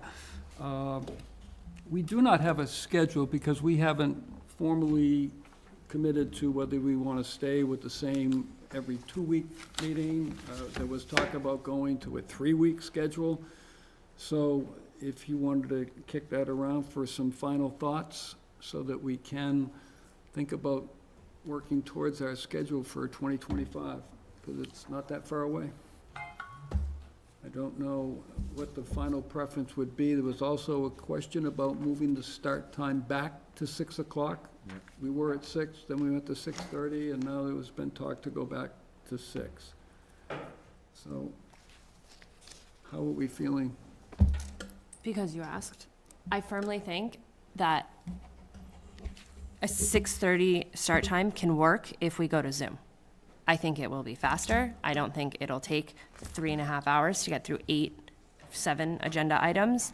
I think while we can do Zoom, I think we should. I think it would benefit everybody, and then we can be in person for our quarterly meetings. I will say one thing with the meetings, if you want to do every 2 weeks or every 3 weeks, you know, it's perfectly fine. I'll be here. That's for certain. But just also keep in mind when we're talking about other things that will require people to come in for permission, whether it be land use things, whether it be more permits, whether it be regulations that are being revised, that will increase time. So if we are doing, what I'm saying is if we are doing every 3 weeks, then the meetings might go even longer than they are now, because we might have people coming, we will have people coming in for requests for whatever it may be, as well as for increased notice of intent applications. So just keep that in mind if we're going to be having the commission hear a lot more things when it comes to all of our regulations, that is time consuming. So if that's the case, that's fine, but just make sure we are also keeping to our, you know, mandatory time limits that we're trying to set into effect and we're working into. So that's all. You know, I feel the workload is what it is. I don't think it's going to diminish at all. No. And if we go to 3-week format, it's just gonna be, they're gonna be longer meetings, no matter what format you're in. You know, you're gonna end up with 15 hearings a night rather than 7 or 8. So Yeah. I would just as soon stay in the 2-week window. I'm with you on that. And, you know, 6:30, doesn't matter to me, I'm retired. It could be 5:30, it could be whenever. Sorry, it's one of the benefits of being older, I guess. My kid's not asleep yet, don't worry. Mine either. Well, is there a precedent in other, you know, municipalities for limiting the number of hearings or types of hearings that are available to be heard, or some sort of, you know, because I noticed one of the things people sign is, right, a waiver of that time frame. So I wonder, like, No. is there a precedent? Could we say we are only going to hear 5 notice of intent applications, a maximum? Yes, so there are other towns do not accept them. If they come at the door to deliver them, they do not accept them, because once you accept it, you have to put it on, it starts the clock. Right. So they will just say, that hearing is full, we are not accepting anything further. Okay. And they will only take a set number. So, We have to take applications as they come in according to the DEP regulations and how it stands. So we have tried, you know, when I first started, a 21-day waiver, where it said you submit your application now, we're not going to see you in 21 days because you signed the waiver, we'll see you in, you know, 30 days, Whenever, 40 yeah. days, whenever, basically, whenever they, you know, agreed to. We ran into issues with that a great deal because representatives and applicants just stopped signing the waiver. And that's what brought us into having, you know, 6, 10 hearings every now and then. So how are because of these that. other towns 13. doing it? Where they're just saying, I'm sorry, it's full, bring it back next time. I don't shut the know window." if Is that- they're doing it and the contractors aren't complaining or the applicants aren't complaining. I'm not too sure how they're doing it, but I know we got not just a vast amount of complaints, but there was just a big backlog that we had as well. So I am open to any ideas for Is that, there, that's for is certain. there a way to poll agents of other commissions on the Cape as to how they're controlling the flow of volume? Absolutely. I have the Conservation Agent Network. I can shoot them an email tomorrow, and That'd they're be awesome. fairly responsive. I'm not going to say I'll have a response this week, Right. but I'd be positive that I would have at least 1 or 2 responses from 1 or 2 agents next week. 'Cause I don't know, you know, I'm just shooting in the dark on this. I would like to see the ability for us to say, sorry, that hearing's filled, you know, and Sure. we've got 6 there, or 7, whatever it's gonna be. And just tell people, you have to get in line. But I don't know how it's handled, so I'd like to see. I know one of the bigger ones that I always get questions about, which I'm not too sure, is Falmouth, because they stop them. It's not an if, and, or but. Yeah, I they- just they never don't reached accept out. them. I just never reached out to ask. So I'm just not too sure. So I will ask I'll ask the agent network tomorrow, and then as the responses come in, I'll forward everybody so we can be on the same page as that. I'm definitely They open to also, whatever it is. every other town also organizes their agenda based off of the type of project. So they do all RDAs, they do all notices, they do all AOCs. They don't do a mishmash and have Falmouth Engineering here first thing and then at the end too. They are able to like organize their agenda so that people that are presenting on multiple things are presenting consecutively. So, and they're able to, if a town employee comes to present on a DPW project, they aren't put on last because they were the last person to come in. They're able to have flexibility with the schedule because they don't put timestamps that are arbitrary. The meeting opens at this time, that's when it'll be heard. There's none of that BS that we do. That makes a lot of sense. I also want to be mindful that a lot of these representatives are getting paid to be here, whereas a lot of our community members and residents are not and are taking hours out of their evening, which is not easy for a lot of different folks. Here. Exactly. That's So, not I mean, if acceptable. we had the ability to adjust the schedule so that maybe public comment is first before the hearings, and it's the engineers that have to sit here and wait, rather than, and just a way to encourage civic engagement in that way, I think it might be easier to have more people involved in these proceedings. Or as you say, if we are asking more people to come in and ask for permission or, contribute to these proceedings, if we could make it a little easier, that would be wonderful. And this is just like community engagement 101 with town meetings and my experience. But I mean, if we had like an intermission, or if we could, I don't know if we have money, can we give My coffee back to people? hurts so bad. from Seriously, sitting here if we for could 3.5 just take hours, like I can't do a this. standing break, or even for the folks that are here, if there's a way to make it a little more humane, because we all got to get through this, you know what I mean? I'm a Well, and good like, cook. when do you ever go to a 3.5 hour meeting? This is the only one No, I would in my never. professional life that I deal with. Yeah, I would never. I wish. I don't do that.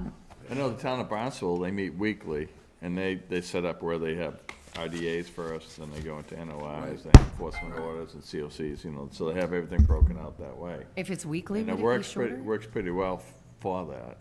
Their meetings are fairly lengthy, depends on how many, things they have going, but Barnstable? they can go Yeah. 3.5 hours, no problem, but everything grouped. Okay, here's our RDAs, get through them quick. Okay, here's our Yeah, there are several NOIs. commissions that are doing that. Yeah, I think if we Alex has sent me some of those. organize that and don't put like a time thing on, I don't think Right. we need the time thing anymore. No. Yeah. I don't. And as for 2 weeks versus 3 weeks, yeah, I think the 2 weeks, let's stay with that. And for me, time doesn't matter, 6:30 doesn't matter to me, so. Right. Yeah. Those that are working that Right, is. working and then dinner. And and kids. It's really hard Yeah, to do six. And a weeknight is what it has to be. Is there any universe where it's not a weeknight? You mean a weekend meeting? Yeah. That would be a deep conversation. Fair enough. Yeah, that's okay. Fair enough. That's all I'm gonna say.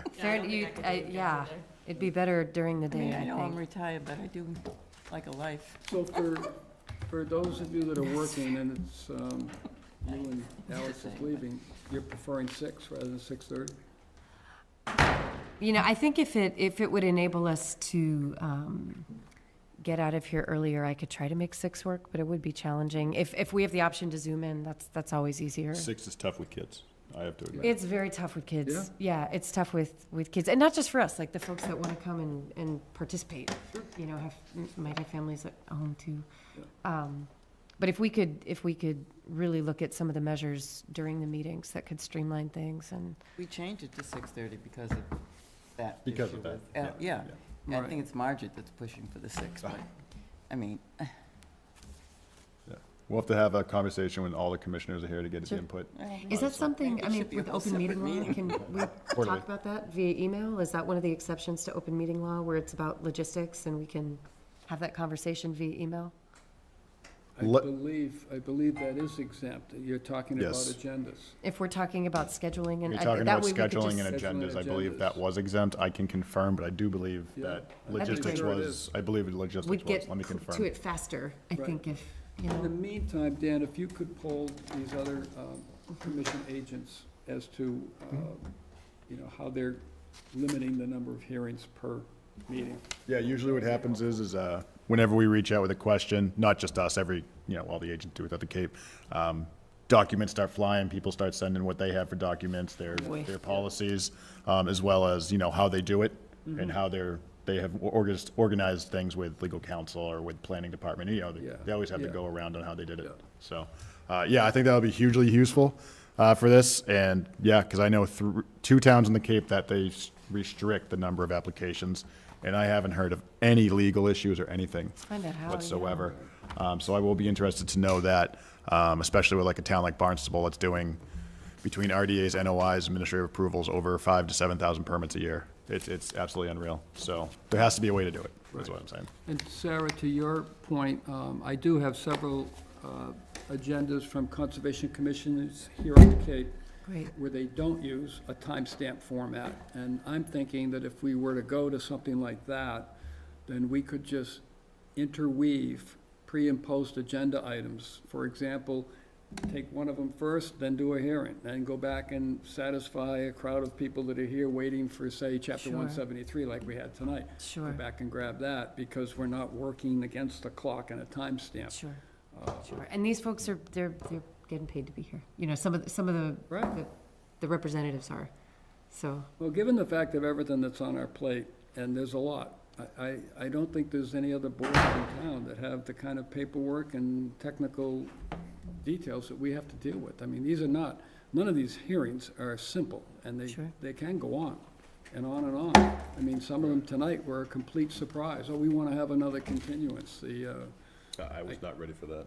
That was kind of like, what? Yeah, Where did that come from? So. And then all of a sudden, there's a mitigation lot somewhere else in the universe that can be used. I mean, so we're just not getting the full story from people right up front. So some of that has to change as well. Well, while we're on this subject, do you all think there would be any benefit to putting our heads together on some sort of an outreach document to go to representatives and applicants that says, these are the elements that have to be in a packet for us to adjudicate the matter? Please make sure they're there. And just reinforce it. I know it's written. Yeah, I was gonna say we have Reg 3. It's very in depth. Yeah, but as you know. It's hard to get through. I mean, if there's just like a one pager, or we could say, here's some things to consider. Have you thought of alternatives to impervious surfaces in floodplain? Have you thought about alternative locations for mitigation? Let me on the topic of that, I can include that in the conservation agent network, because a lot of towns in the Cape have informational documents, some of which they just send to a person who buys a house on the water or in jurisdiction, just so they're aware and they know how to apply, or they know who to reach out to. To some towns that just have ones for, fertilizer, they send to residents or whatnot. But I can check on that to see, because that would be a good idea, even if it's just to send out to say, hey, congratulations, you're a new homeowner. You have to permit everything on your property, so just even something like that, I think would be great, just to start the initial conversation with whoever it may be. I think that'd be wonderful. We have all these continuances, and it might even be something that could satisfy some of the neighborhood associations that are looking for resources to help them understand the regulations. Agreed. Okay. So I did, if I could just comment for a brief second, I did poll some other agents on the Cape when it comes to limiting the number of applications. And none of them have this reflected in any sort of regulation, which is a very slippery slope, because anyone, if they were so inclined, could dispute that and say if they mailed in an application or dropped it off in hand, the outright refusal to accept it may not be legally justifiable. So what I would suggest is that we run this by legal counsel and incorporate it into a regulation so that we can truly limit it to a certain number of hearings and have it legally defensible. That is of the utmost importance, because none of the agents that I've talked to have said that this was backed up by any regulation or any thing that they can draw back to a legal standpoint. So I think it's really important that if we're going to make that kind of change to limit, and I'm all in favor of it, the number of applications per hearing, we incorporate it into a regulation and we go through legal counsel to figure out how that can be done. Yeah. And as far as timestamps for hearings, there may be some issues there with open meeting law, as far as, stating a time for a hearing to begin, so we need to investigate that as well before we consider removing all timestamps. It's just And the Paul, it's hearing. ultimately up to you as chairman, as far as what you want to discuss at any given point during a hearing. So that's your discretion as chairman, or whoever is chairman of any board or commission. If you want to move to a different hearing or a subject matter at any given point during a meeting, that's up to you to do that. So that's completely your discretion, your decision. So, you know, I don't know if we need to rewrite the book on that, but just so you know that that's up to you, based on, you know, what you feel should be heard next. So just put that out there for your consideration. Okay. I can't do anymore. Alyssa, did you have a Yeah, I wanted to know, regarding these questions, has, reaching out to the Attorney General and asking them, you know, what's the law? This is what we, are interested in doing. This is the issues that we're having and everything, you know, what can we legally do? And I feel like a lot of your questions will be answered. That's a good point. Bouncing around, asking people Yeah. how they do it. It's another avenue to explore. It might, I agree. It might be a little quicker for legal counsel, because Attorney General then has to turn around and learn all of our bylaws to answer the question. Yeah, it should That's be the only go through downside. legal counsel. That's the only That's downside. the way it's always been, that's the way it should always be. Yeah. We put our trust in legal counsel to adhere to the laws that are in the state of Massachusetts, the Commonwealth. But I don't think going to the Attorney General is going to expedite that process any quicker than going through legal counsel. It'll probably be quicker to go through legal counsel. Okay. All right. Water quality issues, anyone? We're good? And then all that's left are the updates. Is there anything in there that? I have two very quick updates. One, because it's public now, we've been working on a underserved communities grant. The tribe has applied for it, and we've been working on it with APCC. So we're in the final, it's all public now, so we're in the final go-around. We had to adjust the budget quite a bit.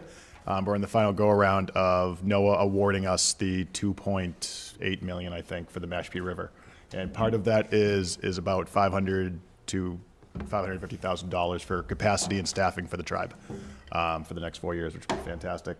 As well as part of that is for the restorations, the tribe will get to hire the initial planning contractor to have the first initial plans ideas put on the plans for the initial draft. And then from there, it will go on to final revisions with the whole permitting shebang. So that was cool news to get. We haven't locked it in fully yet, but it is almost a sealed deal. We're just finalizing numbers basically right now.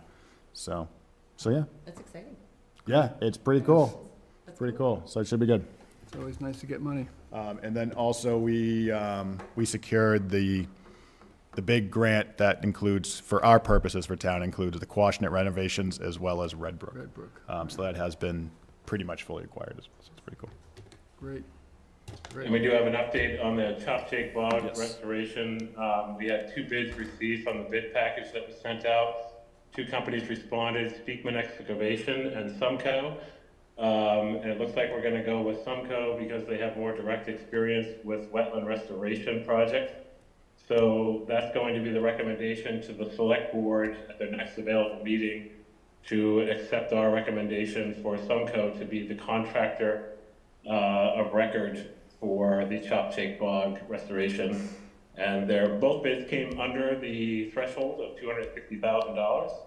And so we just feel that Sumco is the better company as far as relevant experience.